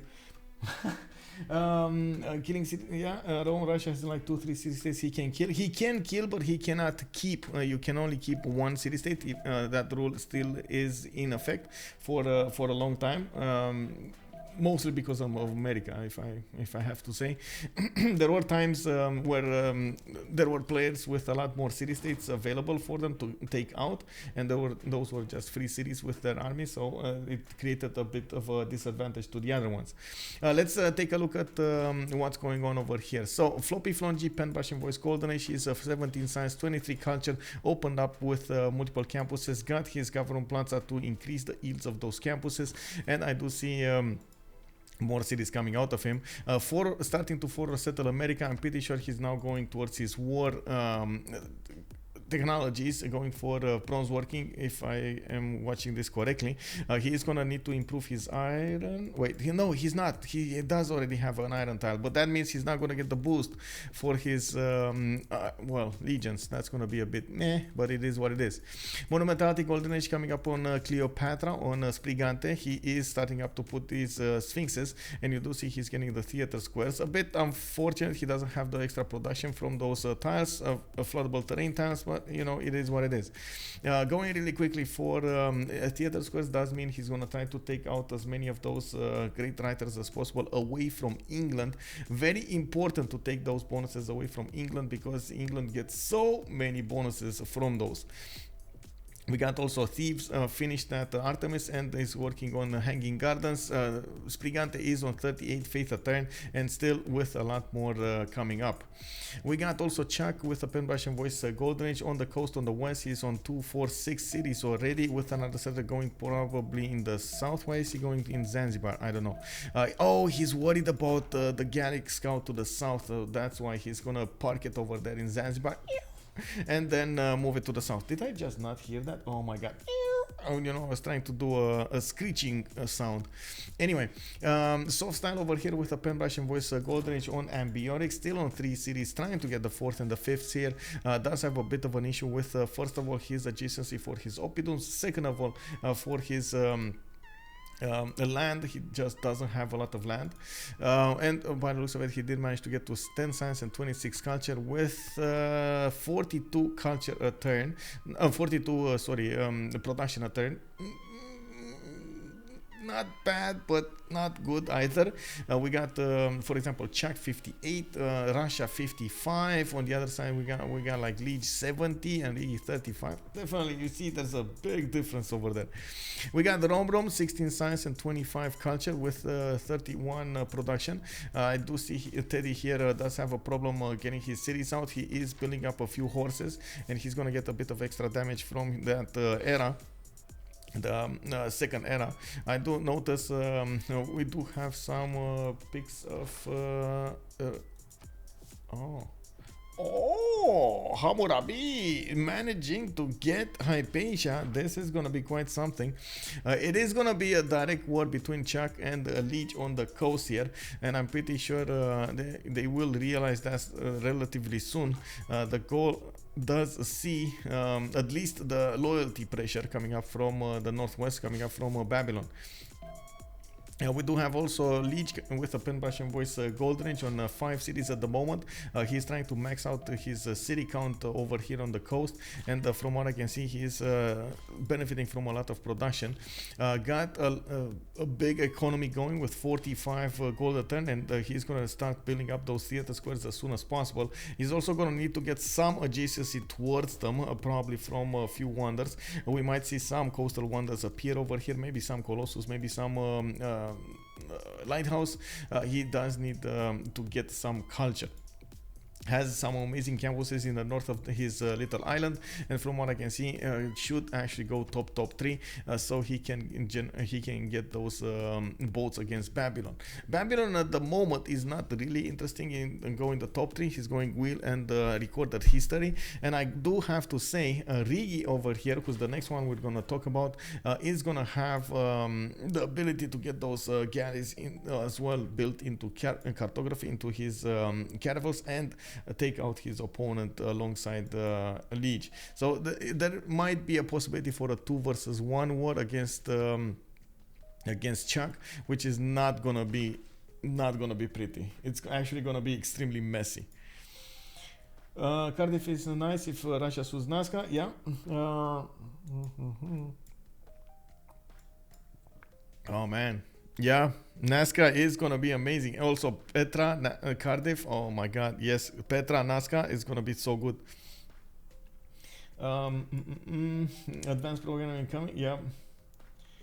Isn't a bit redundant to have Egypt going for a great writer when you have Russia in the team? I don't think Russia actually want. I think they want to get all of them.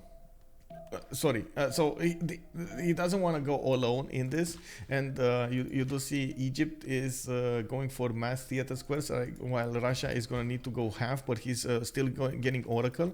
That just means they're going to try to overwhelm their opponents in the points over here, in the points acquirement, so they get as many as possible away from Lege. Am I drinking espresso? I'm drinking how do you call it? It's barista, if I'm not Nescafe barista or something like that.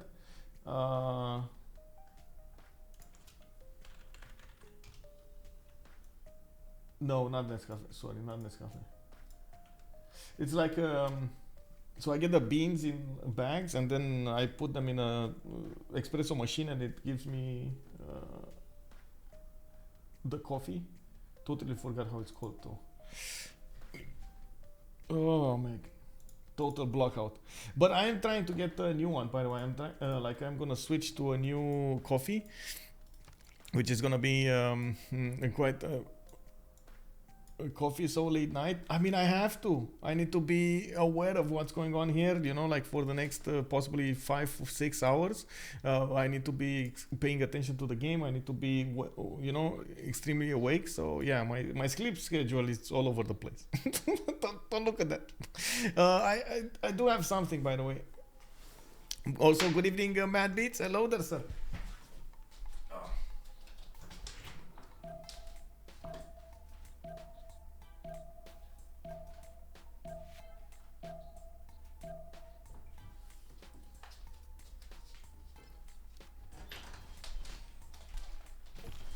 So I just got this from my parents. They told me to try to drink this. I did actually get, this is a Lavazza Quality Oro or something like that. Perfect Symphony, 100% Arabica with aromatic intensity only 5 out of 10. I'm used to actually drinking like 8 out of 10s, and I do enjoy as much as possible to get the scent and the taste of the coffee.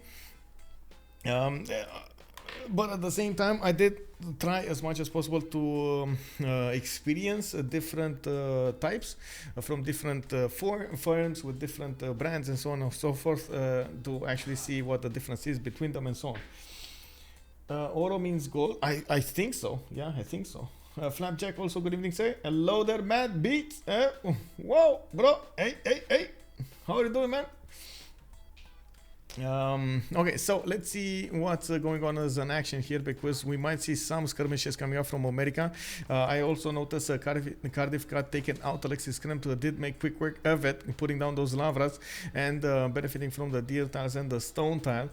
We do have a few horses from America, a few units from Rome. Didn't go crazy with them, but he's going for his audience chamber now and a few more horses trained. Looks like we do need to see if America is gonna get. There we go. He did get an encampment training project from New York. He is gonna get great generals over here. I see he only needs one encampment training project, and he's gonna get a general. Rome does need a few more turns to get one, and from what I can see, he doesn't have an encampment. He might actually not get one because of this, because he didn't build an encampment. He is using the card for 2 points a turn, and he would need another 10 turns to actually get that. It is a problem. Of course, America is gonna be much faster on that. Russia can pass it maybe and make it a little bit cheaper and give it to Rome. We'll see if that's going to be the plan here. We do have also Gaul coming up with so far 2, 4, 5 cities. I do notice he is coming up with quite a few oppidums, getting himself some nice juicy bonuses. Unfortunately, the capital city oppidum is only 2. It's only 3, I guess, right now with the 2. It's going to be 4 actually. It's going to be 4 with another 2 mines on the hills. Well, at least it's going to be 4, right? Industrial zone logistics coming up from him for Imhotep. He's already generating 3.4 great engineer points, and that should be good. We do need to see, first of all, what the great people screen looks like, because Egypt 16.7 great writer points a turn. England is on 4.7, and at the moment we don't have Russia entering the fight over here. He did just finish his theater square and getting some more, and of course we're going to need to see how fast he's going to start to acquire these points. That theater square, I don't think it is actually from the city he has. It is. It is. Kazan actually built this one. Wow, that's so far away, bro. And of course he's probably going to get another one to the south and another one to the north over there. He's going to try to min-max that theater square next to the Wonder. I would actually not be that surprised if he's going to go for Machu Picchu. What do you think, guys? Machu Picchu coming up over here. Oh, come on. Machu Picchu. We do have Zangidaxia to the east of Astrakhan, giving him those extra merchant points. But now we do have also Babylon going for the merchant points with Rome. This is actually, I think, one of the few games we have not seen them try to go for the merchants. Most of the time, the players do try as fast as possible to get to those commercials, open up with the commercials, and then get... how to say, get those merchants. It looks like they were focusing on something else, and they're starting to get the advantages from those something else. Well, we do have Egypt getting theater squares coming out from thieves. It looks like Swenet and Rakedet just built settlers, and he's going to start expanding to the south and to the north. I do also notice Egypt is starting to acquire most of these great writer points and great writers, and that is impressive. We do have England realizing the danger he's in, and he started acquiring those with project as well. You do see he's turning them from Leeds. A very good and productive city. 8 pop already, 25 production coming up from Lege. It's going to start to get more yields coming up from those theater squares books, and I do notice he's putting down more theater squares all over the place. Very important, very important. Remeroni, good evening, sir. Yes, I can. Protestantism feed the world with tithe for Russia. He's going to go for taller cities. Of course, in the Tundra, that's the way to go. Tithe is going to need the gold, so I do like the balancing act that he's doing here. Divine inspiration coming up for Egypt and sacred places. I do also want to point out something else, very, very, how to say, important over here. Look at the vision of the two teams. At the moment, England is not discovered by Babylon. He does not know that he's going to need to develop his navy. He is going for shipbuilding and civil service, so he is at least going that way. We're going to need to see if he's going to go the full 9 yards towards cartography. It is kind of a long way. On the other side, we do have Softstyle. Okay, there we go. They did notice this is happening. They did notice in the north with that American scout. Babylon is quite close to the coast, so I'm pretty sure England over here will need to get a scout over there. He does need to get cartography, and by the looks of it, he is going for horseback riding in 3 and feudalism in 2. Okay, 21 science, 54 culture. Not that great, especially since Chuck is also 21 science, and that means he's just gonna get so many bonus points over there. Oh well. We'll see. Lege over here need to get more science. I'm actually a bit surprised he went for multiple cities with his theater squares instead of trying to, for example, to get the best campuses going. For example, this one +5. He had another one over here +5. It kind of felt like he could have gotten a much balanced approach to this development. But at the same time, I do understand he is trying to make the most out of his early opening for the theater squares, and he's not probably that afraid about Babylon, mostly because of Spain on the same coast. Like, you know, Spain on the same coast, this is going to be amazing. Why didn't Eleanor go free inquiry for science? I think he didn't believe the bonuses that he would get from free inquiry would outmatch the bonuses that he's going to get from pen brush and voice, mostly because of the opening of the cards getting faster. So there is a time that you need to nail, so you have enough culture and enough of a tempo to get the era score points in your second era. If you don't match that time necessary, like you don't get the 40 culture return, 50 culture return before the second era, you don't manage to get to monarchy, and usually monarchy is making the difference between you getting a golden age and you not getting a golden age. I know it is unfortunately something that is not that well known, but mostly, especially on the Seamers, that's usually how it happens. It's very, very important to get that. No problem, Meroni. Good evening, sir. Let's take a look at how they're developing their empires here. I do see another city coming up from Egypt. Another one going for that coffee tile. Interesting placements, by the way. I wasn't expecting him to go non-fresh, but I guess it is what it is. He's gonna get commercials. and did manage to get the taller cities coming up with hanging gardens. He's going to get the more growth throughout his empire. I'd also noticed he started acquiring those great writers, quite a few of them, 1 and a 2 from what I can see, and of course 1 did get acquired by England.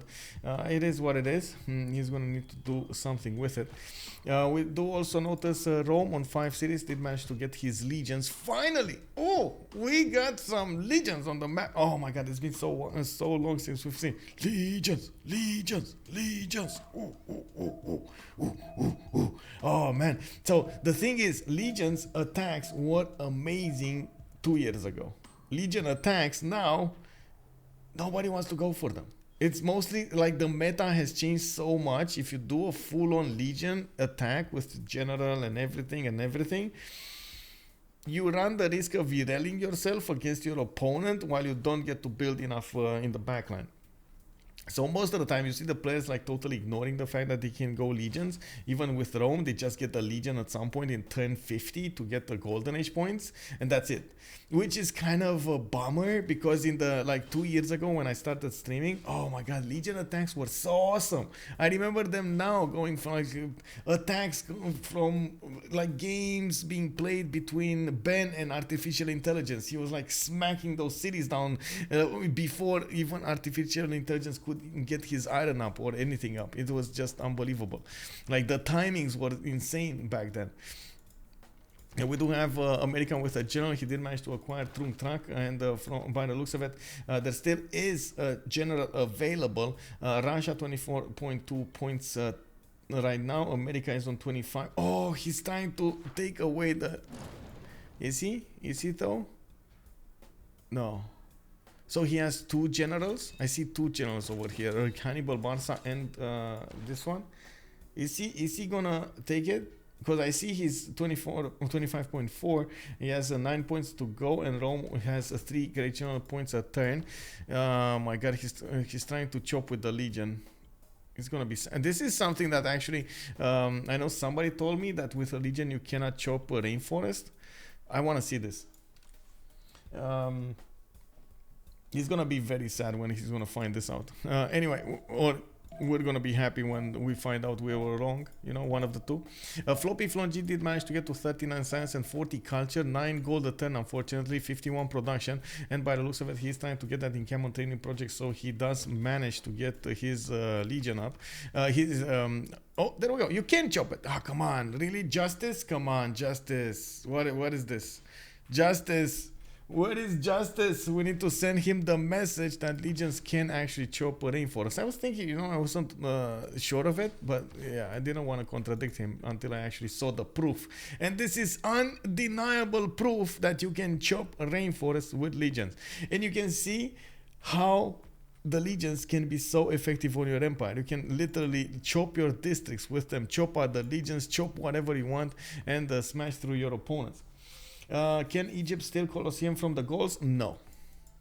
That is like, if Gaul is gonna get Imhotep, no. And he did manage to get Imhotep. So I think it is gonna be Colosseum over here. And I don't even see Spriggante trying to go for Colosseum. He can maybe put an entertainment complex between all of these theater squares. That's going to give him the extra nice and juicy amenity around that with the arena, and at the same time he's going to get the extra adjacency towards his campuses, theater squares, but I don't think he's going to be incentivized in anything else. By the looks of it, Matt Beats, to answer your question, we do have a Softstyle going for Colosseum here, and by the looks of it, we do also see him on 246 cities. He was forced to settle those cities on the east side, on the coast, well, I guess on the coast of an inner city. Kind of forced to build granaries, which is honestly not good, bro. Not good. When you're forced to build granaries, you know you have a bad game. Have you ever felt this? How many of you felt when you're forced to go granaries, you have a bad game?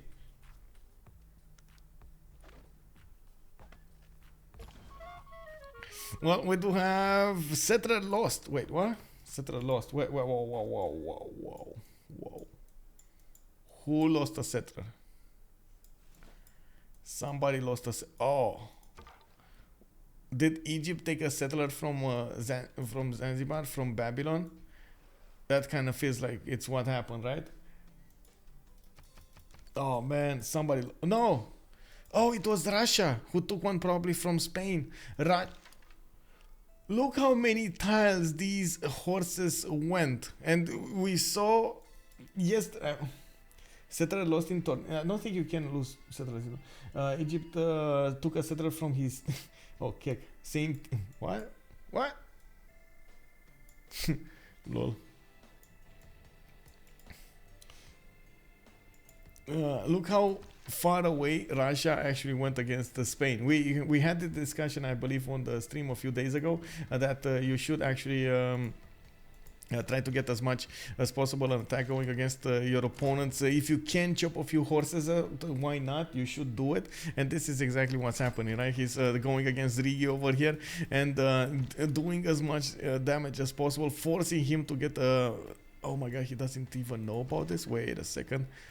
Oh, I see. Okay, there we go. He's chopping out horses. So he's forcing Riggy over here to chop out his own horses, but he doesn't have a general with them. So, well, it is going to be a problem. We'll see how this develops. Okay, we do have finally a general over here from Austria. Rome did manage to acquire one, and he's gonna try to push his advantage against America soon enough. He does have multiple legions coming up from the south, and America did go on the east side, took the city of Preslav, and then repositioned his army back towards Austria. Very lucky Rome didn't actually get any kind of damage on his units, but he is getting a damage on his Governor Plaza. He's going to need to repair it. First, he wants to get another horse out, and you do see he's using all of his legion chops as fast as possible to get more units out, trying to get an advantage over here in America. Very nice. I gotta say, man, much respect. You gotta respect the gameplay, bro.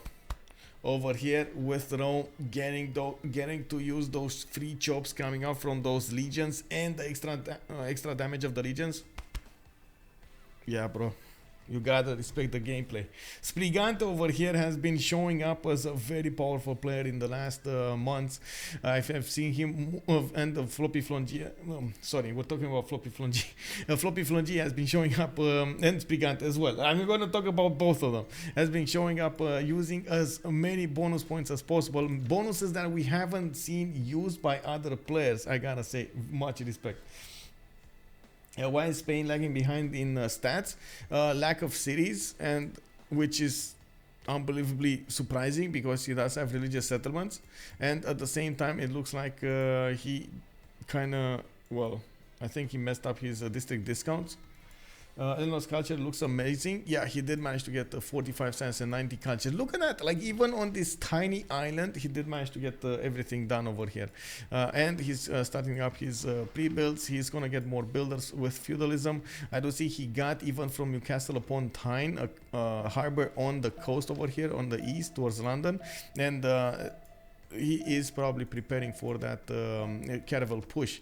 We do have him right now on apprenticeship. Wait, what? I guess he does need the extra production on his mind, so I can't say I blame him. Look at bro. Look how much damage can like 5 units, 2, 4, 5 units of horses do against an enemy that is not prepared for them. It's unbelievable, right? Right now Riggy is gonna be so far behind because he's forced to build a defense. Lege OP? No, nerfing Lege, bro. No nerfing Lege. Land quality and no acceleration. Angie Chimi is making an interesting point over here. Tom Kurt, good evening, sir. Give me a second so I can share you the bracket. Give me a second. I'm there, bro. I'm there. Give me a second. Let me see. Oh my god. Right now I'm scrolling through Discord channel so I can give you the bracket. Give me a second. I'm gonna get that. There are a few channels that I need to figure out where they are. Not this. This. Okay. I found it. There we go, Tonkur. There we go, bro. We got challenge 1, FR, CivFR, RTS, and this is Le Front Degarni versus Les Sumer Rangers, and game 3, just as you see in the title of the stream. Also, Japanese bonuses are very, very relevant as of recent. Well, they were relevant before.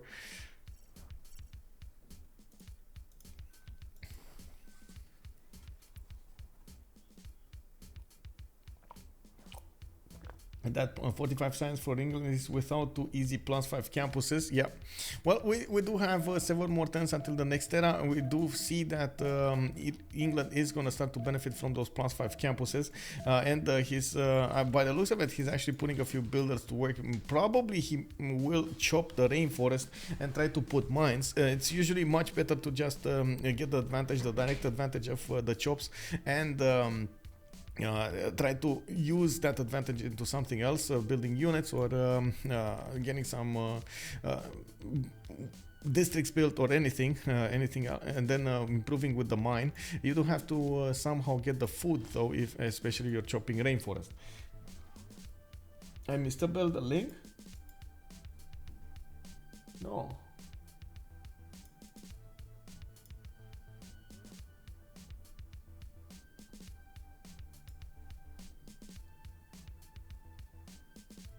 Oh, it's working, bro. Did you? I don't know if you like copy pasted it or clicked on it. I don't know, but I clicked on it and it's fine. I hope it's fine. Tell me if it's not fine. Yep. Also, Tonkur, did I code actually? I'm not sure how to pronounce that. Did I respond to your question over there? Was that what you were looking for, sir? Okay, so we do have Spain needing to defend against this. Looks like Angie Chimi is trying to put some links over here. Don't do it, bro. Don't do it. It's fine. It's fine. And I think support light matters just figured out what he needed to do to actually get it. Okay. I do also notice Rome is starting to get some units against America. They have started a war between the rivers over here, both of them benefiting from generals. And you do see at the moment on the east side, Austria is with Governor Victor getting some extra points of damage over there. Of course, America does benefit also from +3 era, which is gonna be amazing. We do need to talk about the era score here, because all of the players will want the next golden age. And taking a look at what's going on in Russia's land, he's 10 points away from getting it, with more theater squares coming out, the commercials, and I don't see immediately something that gives him a lot of bonus points. I don't see him with an ability to get the boats out, and I guess he could, well, try to do some more damage over here on Spain. The damage has been done on Spain, like forcing Spain to get from 50 military to what is it, 332 military. It's amazing. Only 5 forces went there, and 5 forces did manage to do so much damage. We do have FloppyfloNG also with a 43 out of 45. He's going to need a lot more points if he wants to get the golden age, and I don't see him actually building stuff that would give him the points. I do see him getting some more campuses. I do see him getting the libraries, but I don't see him getting wonders or more great people, or the ability to get boats or something that would give him the points. I'm a bit worried about his ability to get the golden age.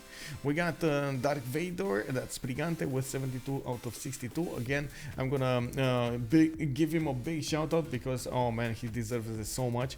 He has been showing up almost every game with his A game going, so I'm just like so happy to see him play every time. We got Egypt over here with 2, 4, 6, 7 cities. He did manage to get a decent amount of era score already, 72 out of 62. He is well on his way towards getting a lot of tourism. Taking a look at the culture victory, he is on 51 tourism a turn on turn 49. That is actually a good result here, and I do see him trying as much as possible to balance out his science with his culture. A lot more culture because of his game plan, but of course we're gonna need to see how he's gonna do in the next era. We do have a Chuck also with Pen Bash and Voice Golden Age. Did manage to get 55 out of 58 points, and he is well on his way towards trying to get an admiral. A very important part of fighting a war on the seas, especially at the caravel timing. The Renaissance bonus admirals are gonna be extremely necessary.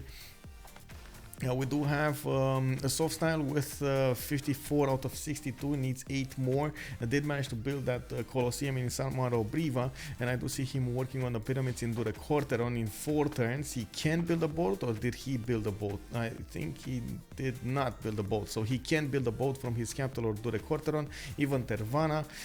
It does get those extra 2 points, and of course I do see him trying to get more science in the meantime. 30 science, 71 culture. With quite a few bonuses coming out from Colosseum around his cities. The extra amenities are just helping him keep his people happy. Most productive nation in the game is actually Chuck's Hammurabi, 47 science, 80 culture with 115 production. Very nice, very nice, very nice. Romrom with 36 science and 37 culture has the same problem as Rome. Basically, they are kind of irreling themselves right now, going against each other over here, trying to push, trying to force each other to build a bigger and bigger army. And you do see America actually switching towards pre-building knights over here with the heavy chariots. He is gonna put more pressure on Rome, and we're gonna need to see if FloppyfloNG is gonna mirror those bonus points. We got Lege 50 out of 52 points. He's also in the same problem. We might actually see a Dark Age push here, but he does have no, he's actually gonna try to go for it. Era score, tech exploration coming up in 1 from Lege. Did he go exploration first? Oh my god, instead of monarchy. Yeah, he went from, okay, so he went, oh my, he wants press gangs. This is unbelievable actually. Usually you don't go for press gangs before monarchy. It's just the old meta, but of course he definitely prefers to get the press gangs rather than the monarchy bonus. And there are actually only 70 texts in the game, so it will be Babylon to the modern era to get rid of this science. Okay, the more you get in the previous age, the less you get in the current one to get golden. I don't know what you mean. So the era score works like this. There's always a set amount of points between the eras that you need to get. There's no difference between them. The only difference is you have a limited amount of era score that you could get ideally during those turns. So if you have nations that have, for example, unique stuff like buildings, like units, like those, you have to somehow put them in the correct order or get them in the correct time, so you get them when you need them. The same can be said about wonders. You need to most of the time prepare to build at least 1 or 2 wonders in your empire, so you can get that era score, so you can get the golden age. It's like it's a balancing act that the players are trying to do as much as possible to get the 2 golden ages, which is a bit surprising over here. I was 100% expecting Lege to get the golden age. He's 55 out of 63. He's 8 points away from getting somewhere. Oh, he's look at that. He's getting a seat, but it's 4 turns. 4 turns. He has only 3 turns, well, 2 turns actually to affect this. In the 3rd turn, it's just too late anymore. And he doesn't have anywhere. He got a fleet. Okay. Can he get a chop? He can't get a chop fast enough. Okay, that's a problem. He can get the theater square, but that's just nothing. It's less also to get a golden age if you just had a dark age. Going golden to golden is harder than punk normal to golden or dark to golden. Is it though? I feel like it's the same going dark or normal into golden, heroic. We will see a lot of these sea dogs actually put a lot of pressure on their opponents. They do deal a significant amount of damage on the seas. It's just a matter of can he get them before the next stage. Maybe he can just buy one, but is it going to be enough? No. He's going to have like what, 59 out of 63. He's going to need 4 more points from somewhere. And I do see him about to get another writer. I do see him getting another one of these admirals, so that's 2 points from there. Maybe he can levy a city-state, and that's about it. Or Suz, actually, a city-state, and that's about it. He has Antananarivo, and he can levy it with 140 gold. That's actually a possibility. Can he get another few points in another one, like Nazca or La Venta, like one of these cheap ones? Let's see, La Venta, Lege does have, yeah, he can put 2 envoys over here and get this one. Yerevan, maybe he has an easy mission to do so. This one, yeah, it's not possible. Okay, let's see. Romrom first night. Oh, Romrom. He is trying to do this. He's trying to push through Rome's land. Marco Polo, yes. Yes, Marco Polo. We got Babylon trying to go for it. Russia on 3 points as well. Rome on 2 and Egypt on 4. Maybe he will try to get those. But in the meantime, it does look like Babylon is going to benefit from it. Babylon is also going to get more markets out, and I do see him getting quite a few galleys in the water. Looking at the tech side here, we do have Lege going iron, going guilds, and I do see on the other side Chuck is going for military tactics. Oh, Matt Beats, can you send me that in a message, by the way, in a whisper? It's /W, my name, and let me actually, I'm gonna call you out. Check this out, check here. There we go. I sent you a message. Open up a chat. So you can send me the link, or you can use my Discord. By the way, if you guys don't know, you can definitely check me out on my Discord over here, and you get to see my schedule, my streaming schedule. You do get to see what kind of games we have in the next week, and of course, if I do have well, a lot of stuff happening throughout different types of areas.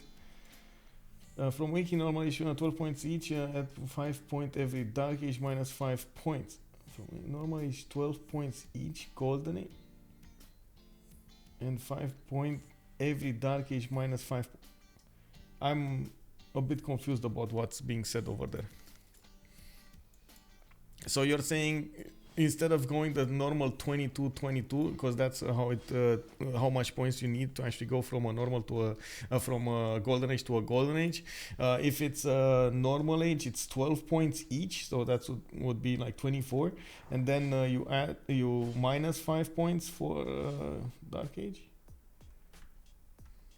Okay, interesting.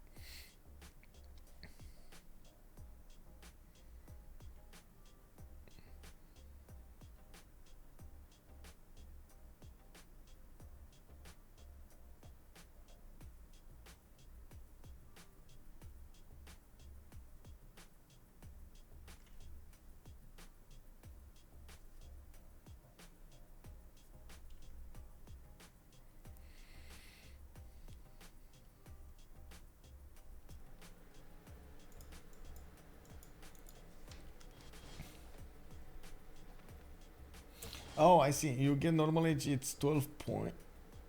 Each golden age you have increased by 5. HDA you suffer decreases by 5. Decreases what? The necessary points? That's what you mean?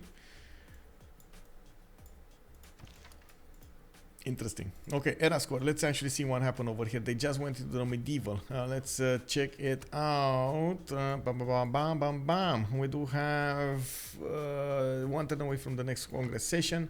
Golden, dark, golden, golden, golden, dark, golden, golden. Okay, so Lege did manage to get a golden age. Yeah, see, man, see, got it. We do have Alexis Krempp with Theocracy and going for Golden Age, but we don't know what. I'm pretty sure he's going to go a second Monumentality with 115 Faith a turn. We got Floppy in Dark, and he's going to try to use his +5 card probably. He does have, as you can see, Military Alliance already with a Great General. Decent amount of damage and defending against Roman attack and attacking into it. We do have also Dark Vader with a Golden Age, second Monumentality, and I do see him benefiting from 66 faith a turn. Not a lot of faith though, not a lot. He would need a lot more if he wants to have this properly done. I do also notice he did manage to get to 136 production, which is amazing at this point in the game. We're going to need to see how is he going to put that production to work. He did manage to take out Hattusan with a few horses, and now going to need to put those horses to work on the east side. Needs to be careful about America. You see how Rome is putting up a shield on Egypt. He's trying to shield his ally from getting attacked over there from America. We do have a Chuck Pen Russian Voice Golden Age, building as many boats as he possibly can get. 61 science, 84 culture, a decent amount of gold, 72 gold a turn, and 123 production. England over here actually stopped building boats, which might be a mistake.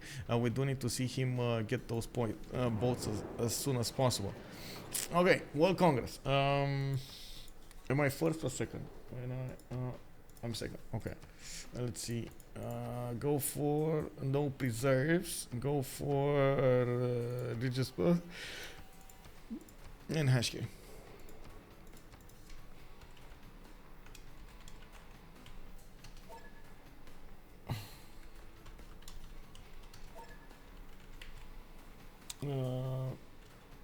Wait. Did I say preserve religious?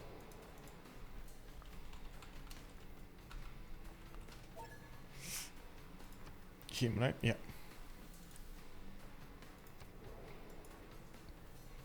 Who will go for Venetian? Oh my God, that's basically a question: who will lose the game, right? Does Chuck know about England? I don't know if I don't think he actually knows about England where he is. He never actually discovered this, but he is thinking this might be a bad thing for him. He doesn't know about this. So I'm gonna show you right here. So check this out. You see, he doesn't know about, and they don't know about where England is, but they must know. They have a vision over all of the territory. They must know England is on an island somewhere, and that's why Babylon is worried about this and trying as much as possible to get his pre-builds going. It's very important for him to have these pre-builds. Yeah, he's just deducing the information.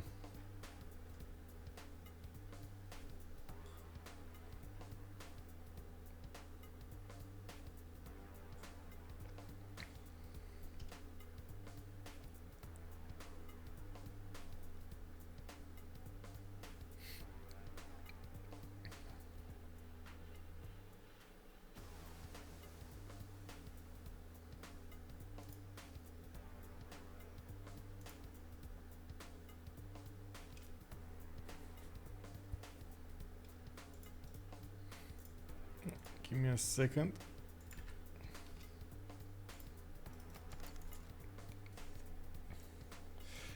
Spain Pro. Wait, do you see this? Okay.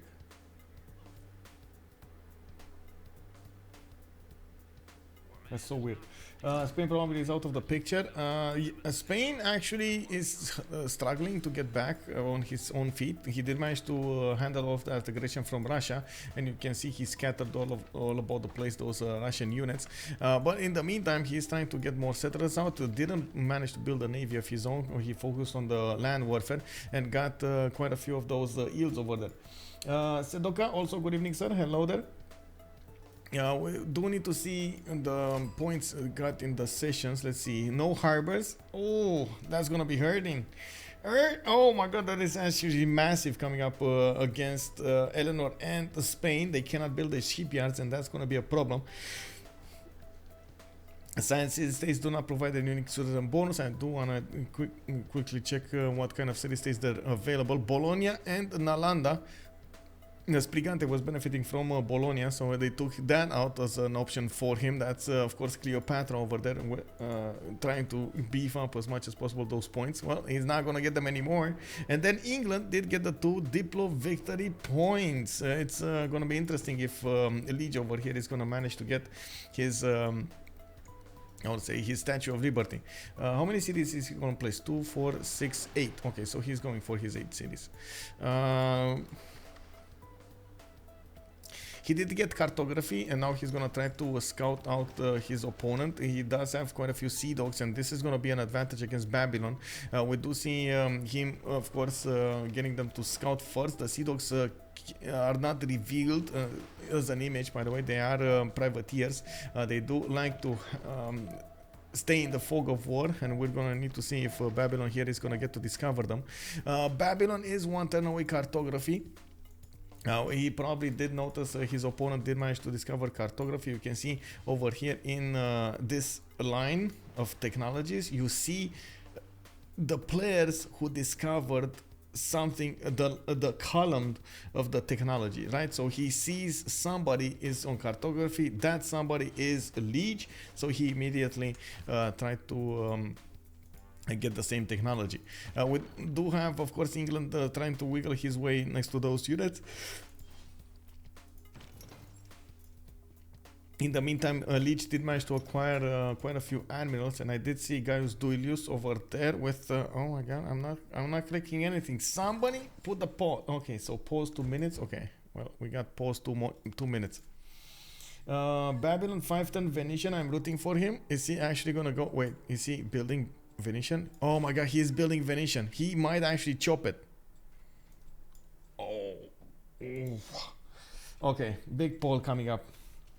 We've seen it this multiple times, so big poll coming up. Let's see who is the biggest in this game, of course. Wait. In this game, Chuck or Lege? Remember, guys, remember, you will vote for who will win this. Who do you think will win this war? Who is the biggest? The biggest. Imagine chopping your own defeat to make it fast. Yeah, I don't know. We'll see. I'm actually curious how much gold they benefit from, and of course, if Chuck did manage with his 88 culture, he did manage to get to mercenaries, I'm sure. Lege did stop to get his golden age, so he did put off his attack. But you do see the difference between them.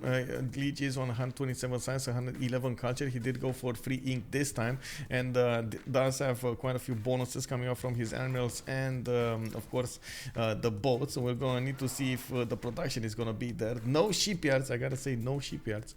Riggy did go for Paintbrush and Voice golden age on Philip II. Unfortunately, he's not gonna back his ally over here in the warfare. Lege is gonna need to do this alone. And then Romrom, Dark Age, just as Rome. They're just like, oh my god, look at this. Look at this line of defensive units coming out from Rome. Babylon shouldn't have went naval, to be honest. Well, there was no chance, right? There was no chance. Oh, I see how it is. Look at that. Lege getting more points over here. Yeah, who is the biggest? Come on, come on. We gotta find out. Chat. We gotta find out who is the biggest.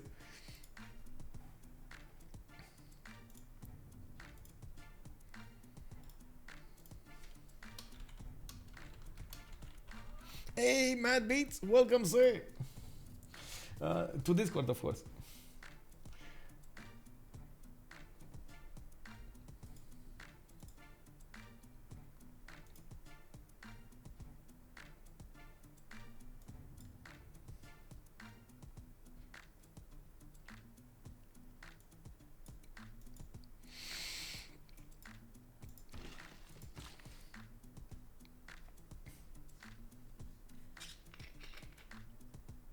Ah, salty. Yeah, well, the biggest is always Hammurabi, no matter who plays him. Yeah.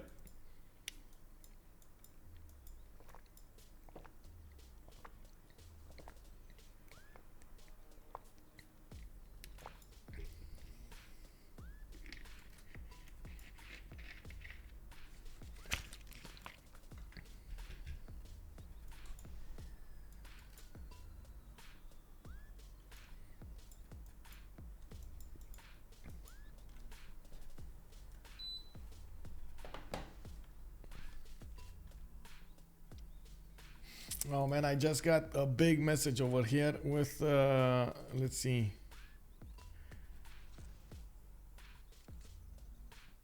So this is, let me actually show you. I think I am allowed to show you this. I don't know. So I'm getting like a big message on Discord. I just got pinged, and I was trying to figure out what's going on here. This is from the Outcast server. This is the competition server for the EFT, and they're giving me the rundown of the rules and what I need to do and so on and so forth, so I can play the tournament. And there are quite a few things that I'm gonna need to do, as well as my coach is gonna need to do. So I'm required to stream live on Discord, and it looks like there will be people popping in and out of my stream. Interesting. I need to take screenshots. See screenshots. Okay, I'm gonna see that, and then I'm gonna need to be 15 minutes before that. It looks like I'm also gonna have a moderator over here.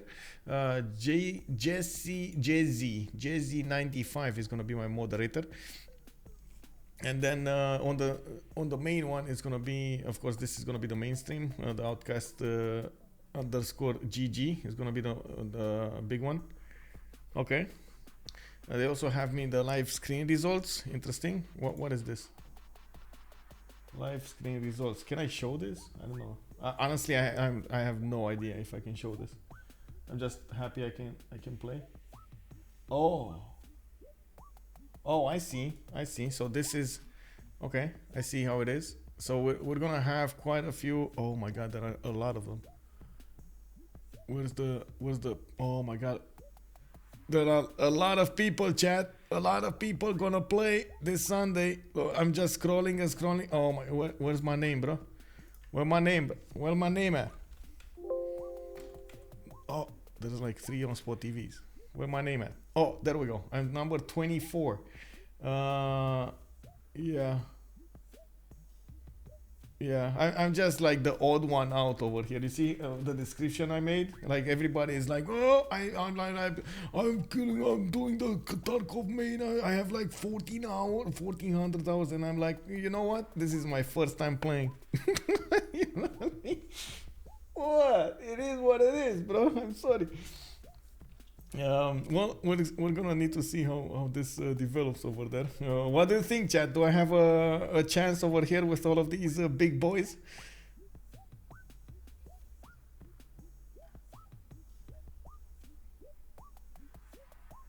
Or am I gonna get destroyed? Just senpai say caution on rivals more. Okay. Ah, come on, they're not that many big ones. I've seen a lot of the names over here. I do like to see a lot of streams, so I don't see anyone that big. Okay, so we don't have the big ones, you know. We don't have Pestily. Maybe he's gonna comment. Well, okay, it's fine. Is this for Civ or Tarkov? This is for Civ. This is the points, like the main Google document where they're gonna enter the points, how many points I'm gonna get from each of the things, and you see how each of us have different things. Anyway, yeah, that's what I wanted to show you while we had a few posts. This was behind my screen. I was looking at what they were sending me.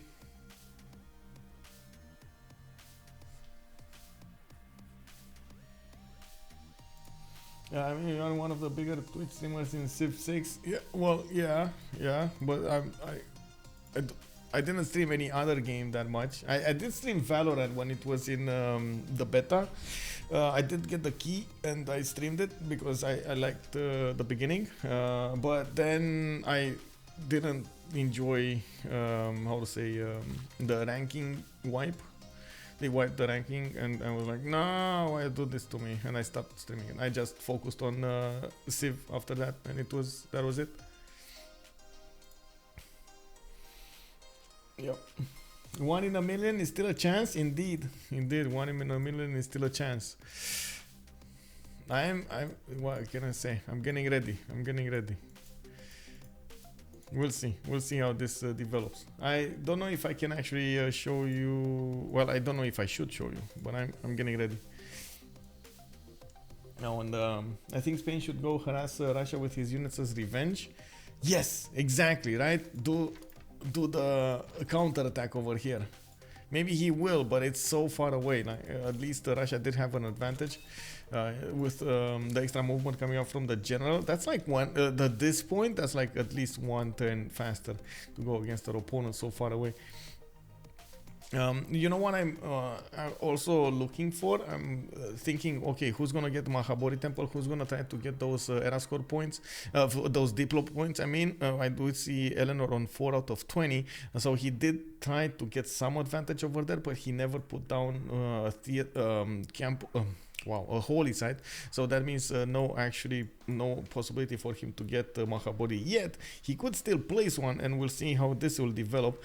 He has a lot more of other stuff to do before he's even gonna think about it.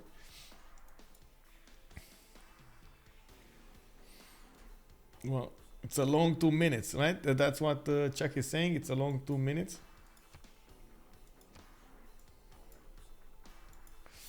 Romrom and Rome perfectly match their names to be a real duo.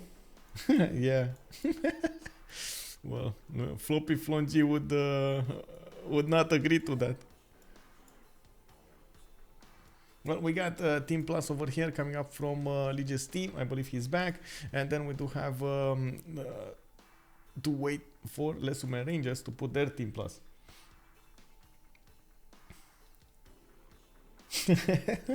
Great one, think alike, man. Yeah, nice.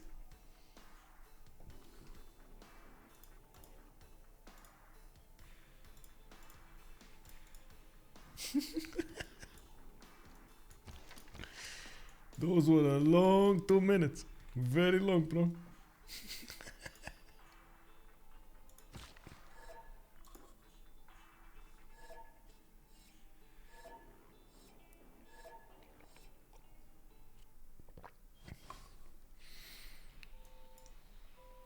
Okay, so let's check out the yields in the gold. I do notice, of course, Lege is on 169 gold a 10. We got Riggy on 99. They are definitely pumping out a lot more gold throughout the team, and of course that will allow them to upgrade a lot. Unfortunately, Lege did not manage to build a lot of pre-builds, and this might actually hurt him so badly. We do have Babylon benefiting from an extremely big navy, and that's one thing that Lege will discover soon enough. Already Babylon does have the ability to upgrade his caravels, and I do see him 4 turns away from getting Venetian with multiple builders setting up to give him the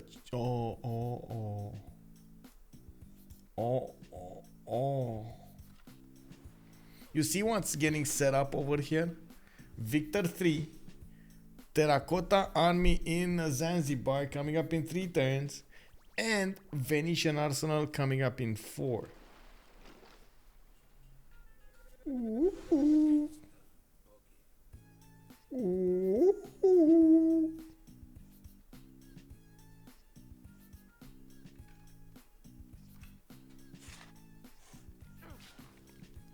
Chat, what are the chances we will see Eleanor over here be caught by surprise? I think Chuck did manage to do an amazing preparation for this. Is he gonna pull through though? Is he gonna put everything into those boats? Uh-oh, this is Lege finding out. This is Lege finding out. He got the Seagull dog in. He got it in, boys. He's seeing this. Let's actually check it out. Let's see. Lege, okay, there we go. You see, he's noticing the one, how to say, the galleys. He's gonna notice when those galleys pop into caravels. And he's seeing he has multiple of them. He doesn't know exactly how many, but he's seeing one to the north, one to the south. Oh, he's not seeing the Oh my god, the vision, bro. Unbelievable. Look at this. The Sea Dog doesn't have the vision on the caravels that have already started moving, but he knows that there are caravels getting upgraded here. Even if you think the Sea Dog is going to be powerful enough, unfortunately, it's not going to be powerful enough. Like, what is this? Look, Terracotta Army coming up in 2 turns. He's going to get the level 2 caravels to go against his opponent here. Did he manage? Oh, he doesn't have, like, if he can he get us? Oh, he's getting a spy coming out from Mashkar and Shapir. So check this out. You know what he's gonna do? He's gonna get that spy with the Governor Victor 3 promotion. It's gonna be level 1.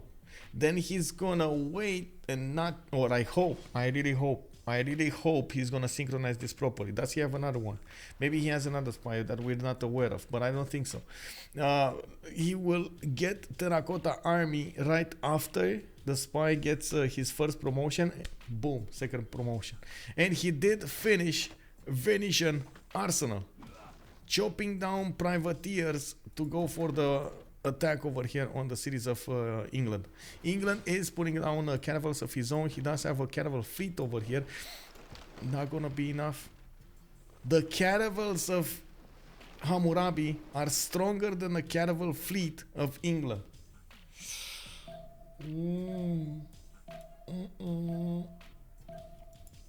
Well, I mean, I think a bigger question is how many fleets can he build? Because he can have fleets. I don't think that's a problem, but he doesn't have enough boats. He never went crazy with the boats. We were expecting, I was personally expecting him going crazy with the boats, but who would have expected Babylon go full on coastal and fully commit on this? Right? Who would have expected? Look how many boats he has. Not even enough gold to upgrade all of them, but he's getting them. He is getting them. England is, he's gonna find out there's no more Venetian. They don't see the city, Eshnuna, right? If I'm, no, bro, no, don't finish Terracotta. This might be the first mistake of the game for Chuck, by the way. He might actually finish Terracotta. Please don't finish Terracotta. What do you think, chat? Is he gonna finish Terracotta? No. Okay, there we go. There we go, man. Chuck knows. Okay, so let's check it out throughout the game over here. We do have in the middle of the map, there's still a war raging. America is trying to envelop Rome. Rome is putting up defenses to the north of Ravenna and Puteoli. We got also new defensive units coming up in Egypt, where he did manage to get St. James of St. George to upgrade those walls. More industrial zones coming up, while he is gonna need a general for those units to be successful in defending. He is gonna need a lot more of them as well. Probably some crossbows, or like you see over here, pikemen. We got also Rome managing to stop this attack against him, getting a few more pikemen as well to push back into America's units. Fortunately for him, he does have a decent amount of strength to defend against this. Tax collector, hello there, sir. Welcome to the stream. Thank you so much for the follow. We do have also the war brewing over here on the east side. Chuck just going big, while Alexis Krempp is trying to get that culture, 71 science and 109 culture. The gold is just not there. They spent as much gold as possible. Dark Vader, Spriggante is trying to get a lot of gold with the trade-offs towards Chuck, and you do see at the moment they're gonna start trading. One advantage that England has is the press gang's card, I believe. I'm not so sure if Chuck did get the press gang's card. I can actually check this out. Yes, he did. Okay, so both of them have the press gang's card. They also have, let's see, on Lege, does he have oligarchic legacy? No.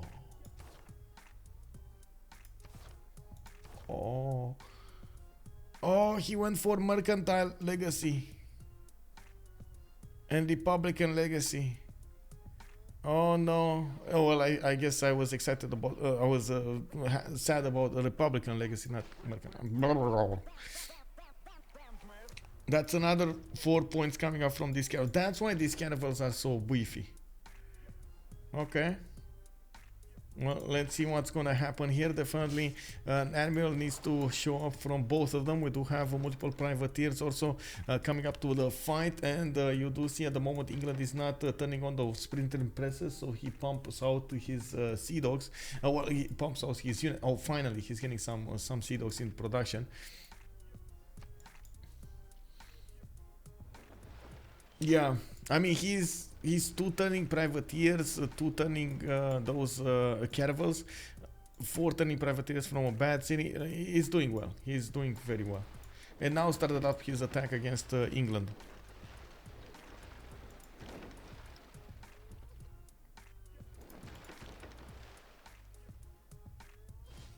It's anyone's game right now. Is it a numbers game? That's the question, right? Is it a numbers game? Ooh! England with the Sea Dogs showing up and taking one of the caravels of Hammurabi here.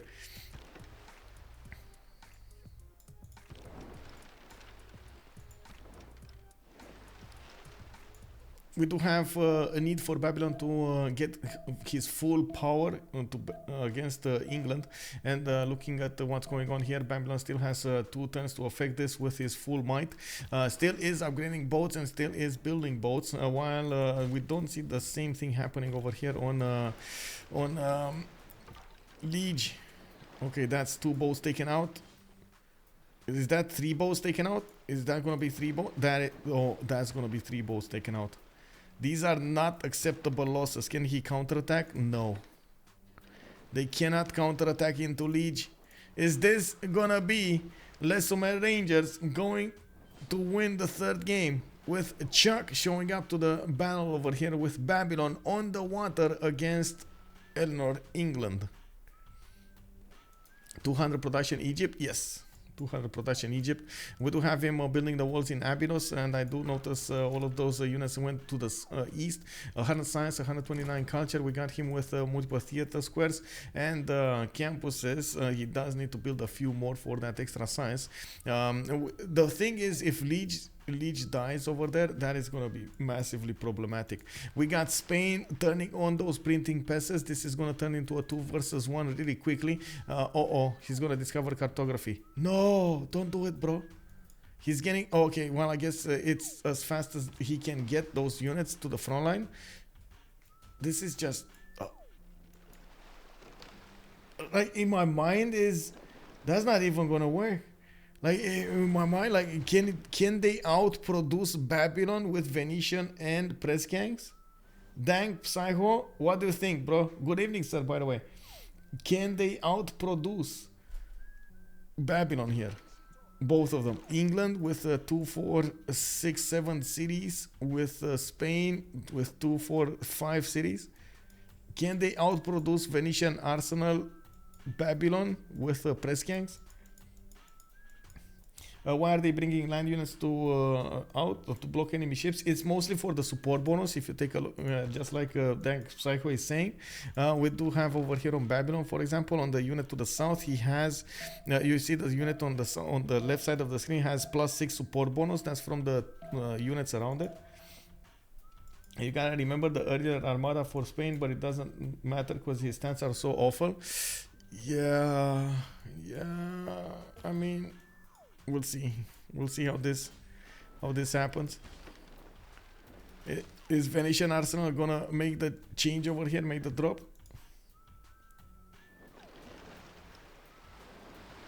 He left it on 1 turn, so he's gonna produce some more. Okay, that's good. So we do need to see, of course, if and how Babylon is gonna manage to do this. Oh, they're calling out the GG. Lege is not seeing a way out of this. He is not. Oh man, he's not gonna wait for Riggy to show up over there. He's putting the GG in, and we got a winner. Les Sumer Rangers gonna go for the next session of the game over here. We're gonna need to see against whom they're actually gonna go against. I do believe I put the link in the chat somewhere, but I totally forgot where. Let me actually open it up because we do need to see who are their next opponents. Oh, I got it. Okay, there we go. Let me actually quickly take a look over here, and of course we're gonna go and take a look at the take a peek underneath the hood on Discord, see what they have to say about this game. We got Les Sumer Rangers need to go against BBS2 by Ben Settler over here, and you can take a look over here in the next one. They will need to go towards the finals. Freritos de la Vega will also need to play against BBS, the other team of BBS, and we do have the finals soon started up. Yeah.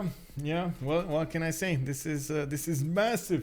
Les Sommets Rangers with the new acquisition Chuck as a team member. It looks like they're putting up a much better gameplay. We do have them winning left, right, and center, and this is just probably the start, especially for the CivFR squadrons. Let's take a peek over here in the Discord. I do have to mention this is a francophone Discord, and they will talk a lot in French, so I do hope you guys understand. I do think it is very important for the viewers that do know French to actually hear what is being talked between them, and I do hope you guys are gonna enjoy this. Where are they though? Let me see. I don't see them in the channels. Let me see. Maybe I'm missing them somewhere. Maybe they're not gonna go. No post game.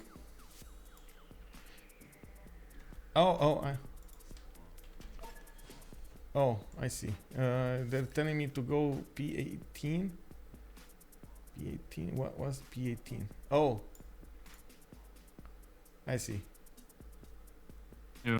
Mais Ouais, c'est trop habitude qu'il soit ban aussi, c'est juste ça. Hein. Trop habitude que Babylone soit ban tout le temps. En fait, tous les autres tours on l'a autoban, du coup, bon, pour moi c'était autoban, j'ai complètement zappé ce truc. Alexis, donne-moi son goal, s'il te plaît. S'il va pas trop sa place anti-mort, je pas trop la logique de la laisser open. Du coup, j'ai pas pensé quoi. GG, well played, guys. That was surprise. Yeah. That was a big surprise. Not really, to be honest. We forgot the pick. We forgot the pick, and we know that Babylon is very good at on the sea, and he has to do this because it's low production cost to do this on someone doing what we are doing. So it's the game plan he has to do, and we can't compete against a lot of things like city state early game, like settler. Even if we buy me a settler still, I think Venetian turn 57. That was massive. It's depressive. It's depressive. Yeah. Because he didn't want to wait for Spain, though. He was bringing those fleets over there. He was ready. He's trying to save you, bro. No, no, but both of them as a Republic, classical Republic card. Yeah. No Victor Free, no. Yeah, I don't like to go for Victor Free, but I had a government title in a hut. So it was like 35 or 40 or something. Ok. Elle était bien votre game, j'ai l'impression. C'est sympa, je crois. Mec, t'as pas vu le land du russe, hein? J'ai envie de crever avec mon spawn, moi. Bah, le land, ouais, c'est un peu. En vrai, c'est Ouais, un peu. c'est ok. Non, mec, Si, c'est ok, c'est pas... t'as God Spawn, mec, arrête. Hein. Quoi? Non, c'est Bien sûr que t'as God Spawn. Mais t'es un fou. Genre, j'ai 0 chop dans ma carte. Mais j'ai 0 chop dans ma carte. J'ai pas God Spawn à pas. Parce que t'as pas de chop, t'as pas God Spawn, d'accord? Bah, bien sûr. Si pour moi, un God Spawn russe, c'est quand j'ai 5 chops par ville minimum. Et là, ouais, mais. Ok, Ah, là, t'as bien. Bah, moi, je vois quand même une B2 Là, en tu guidant chopes des colons, là, tu chopes des colons, t'as 16 colons tour 50, là, c'est cool. Non, là, mais tu chopes ce que tu veux, tu vois. Mais là, j'ai pas de chop sur ma cap, j'ai pas de chop sur la B2, j'ai 4 chops sur la B3. Je vais pas dire God Spawn, je veux dire que mes deux bâtisseurs dans des huttes ont fait que. Ah ouais, c'était bien. En tout cas, vous avez bien joué. Ah, j'ai bien joué. Après, il y a beaucoup de choses qui sont un peu dur overcome au niveau des spawns. On a comme un continent, vous en avez 4. C'est comme un Zangzi B2 qui est pas dégueu. Il y a eu des bonnes huttes. Et nous, notre CS à prendre, elle est super loin avec les guerriers. Le vous, a priori, elle devait être beaucoup plus proche. La bonne hutte, le titre de gouffre, moi je l'ai eu tour 35 ou 40, tu vois, j'ai pas eu non plus tour 15. Ouais, mais ça, c'est le cumul de tout, tu vois, qui fait que. Par contre, vous avez acheté on a pas 3 eu de- poneys chez l'espagnol. Genre 3. Bon, juste en poney. Tu sais, Non, j'en ai acheté 2. J'en ai acheté 2. c'est peut-être des chops. Hein. 2 et un bat. Non, Non, j'en ai acheté 2. J'en ai acheté 2. Bah, sinon tu me prends ma ville, je vais pas te laisser prendre ma ville. Après, bon, ton ville n'existe pas si t'as pas le Zangzi, quoi, donc bon. Je t'avais dit, quand tu traverses le continent juste pour y aller de l'Espagne, c'était rentable. Mec, 5 poneys avec général, quoi. Tout ça existe, ça. Si t'as pas Zangzi, normalement ça existe même pas, mais bon. Bah, j'avais prévu de faire des poneys pour prendre Cardiff. Je me suis Ah, mais je savais que t'allais venir, hein, je savais. J'en faire 3, j'en fais 2 de plus. Je m'en doutais, hein, je m'en doutais. Je savais que t'allais venir. Bah, ouais, ça c'est ok, c'est logique, mais c'est plus le fait que t'es le général avec, quoi, qui est un peu frustrant sur cette map, quoi. Si j'avais Ah, pas de Zangzi poneys, en tu- frontline ouais, sur RTS, c'est. Bon, ça change pas la game, on aurait perdu anyway, mais c'est un truc en plus.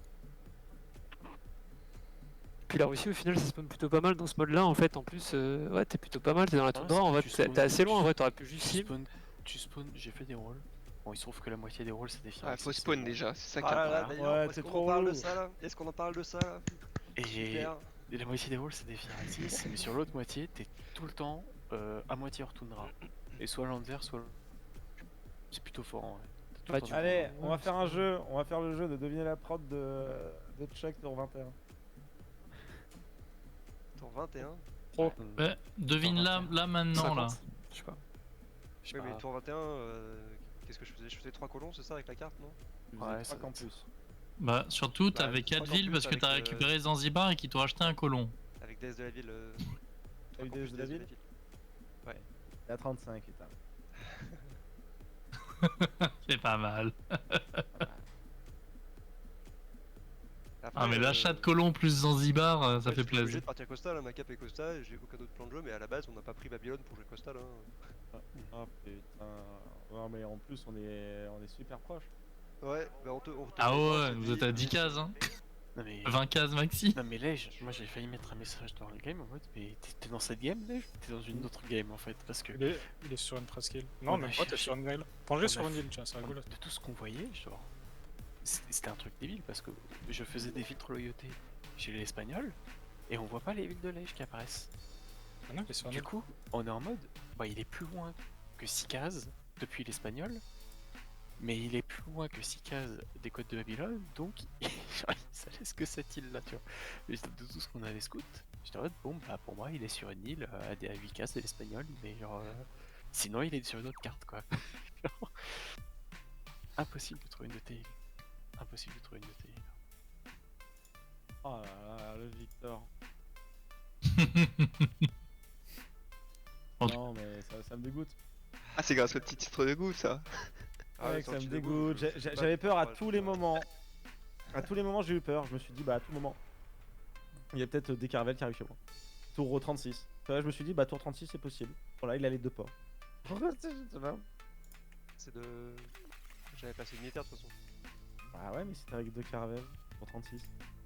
Ah, mais après, le truc, c'est Alors qu'il faut que tu Champagne fasses. and Brush. Après j'étais loin des caravelles moi tour 36. Ouais, mais il faut qu'ils sortent les ports, Ouais, et comme je je checkais tout le comprends, temps, t'aurais eu l'info, tu vois.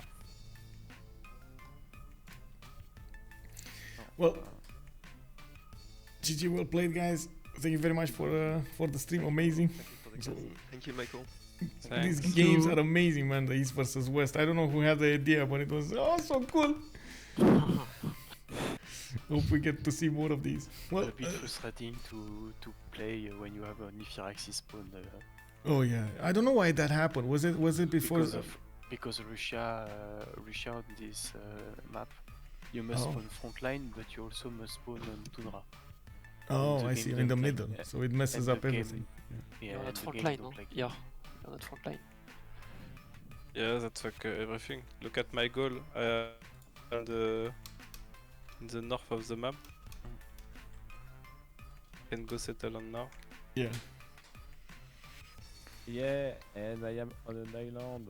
Shit island. Shit Island. Oh, damn, Mec, damn. c'est trop bien parce que il y a un moment donné, j'ai mis le son sur ton live et genre tu dis non mais mec, moi j'ai pas encore la tech chantier naval, je pense que je suis large et tout, t'inquiète. Non, j'ai pas dit ça, je l'ai- pas du tout. Non, mais À aucun t'as dit- moment j'ai dit t'as ça. dit, À je aucun l'ai moment pin. ceux-ci sont mes mots.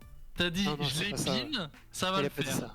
Non, non, il a pas dit ça. Il a dit je l'ai prévu. Voilà. Je l'ai prévu, pardon. Et à Ah, Ishuna, ouais, il y avait ouais, marqué ouais. 4 tours pour le pour l'Arsenal. Avec 3 Pas- battes pas à test. côté de 3 tu vois. Mec, il l'a fini, t'étais en mode ah putain, il l'a déjà. Mais j'étais étonné parce que c'est vraiment arrivé rapidement. mais C'est je pense très que ça- rapide, ouais. Ça peut arriver encore un peu plus rapidement, mais c'était dans les standards que je connaissais et bon, je sais pas comment jouer contre ça. So let me actually interrupt this. I'm sorry I'm interrupting Lege, but I do want to switch to English over here. Quick rundown, a quick recap of what happened. Heli 1777, also good evening, sir. We did have this East versus West. This was the game 3 between Les Sommets Rangers and Le Front Degarni. On the left side of the of the screen, we did have the Lesumer Rangers players with the right side of the screen with Front Degarni. Basically, between in the beginning of the game, America and Rome started to have a war, and they kept on going. Both of them got chance, got units, got blah blah blah. They were expending a lot of firepower over here. Couldn't breach through the defenses. This was basically a stalemate, but both of them were making headway a little bit there, back a little bit there, and so on and so forth. In the south, we did have Russia getting bigger and bigger. Did manage to get his good religion, feed the world with tithe, and he did manage to get early on Zangi Dangxia, managing to do also a sneak attack against Spain with just 5 horses. He did manage to force Spain over here to build the land units to defend himself. Didn't lose that much, but those horses paid off themselves, especially since Spain did grow like 300 military strength in the turns those horses arrived. The thing was, Babylon on the western coast did manage to get first of all Victor 3, second of all a Venetian arsenal, and did manage to get a level 2 spy. The Sargon spy Sargon didn't actually get promoted over here, but it was a level 2 spy, and the second he would have seen the cities of England, he would have placed him inside to get some extra diplo over there on him, some extra diplomatic visibility on him. In the meantime, he did Babylon did manage to pre-build a very big fleet with all of those extra bonuses coming up from Victor III, and of course did catch actually Eleanor by surprise with how big of a navy Chuck did build. So we would need to see how this we would have loved to see how this would have developed over here, especially with how to say Spain entering the war. Maybe there could have been a difference over there with the Spanish fleets getting upgraded into caravels, so they could go against the Babylonian boats. They chose to GG, they chose to concede the game, and this actually means Lesumer Rangers is gonna go in the next sessions of this tournament for BBS and Frederitos for going against BBS second against Ben Settler, and then they're gonna need to fight in the loser bracket against the the losers from the semifinals. We don't know yet the results coming up from Feritos de la Vega and BBS. We're gonna find that out at some point. So this was the stream for today. Thank you very much for joining. We did have this 4v4 RTS game. Much appreciated for the all of the support, of course the subs, the follows, the bets, everything. Thank you so much, guys. I do hope you're also gonna get on my Discord. Exclamation my Discord, or you can find it down below in the Twitch description. I also do hope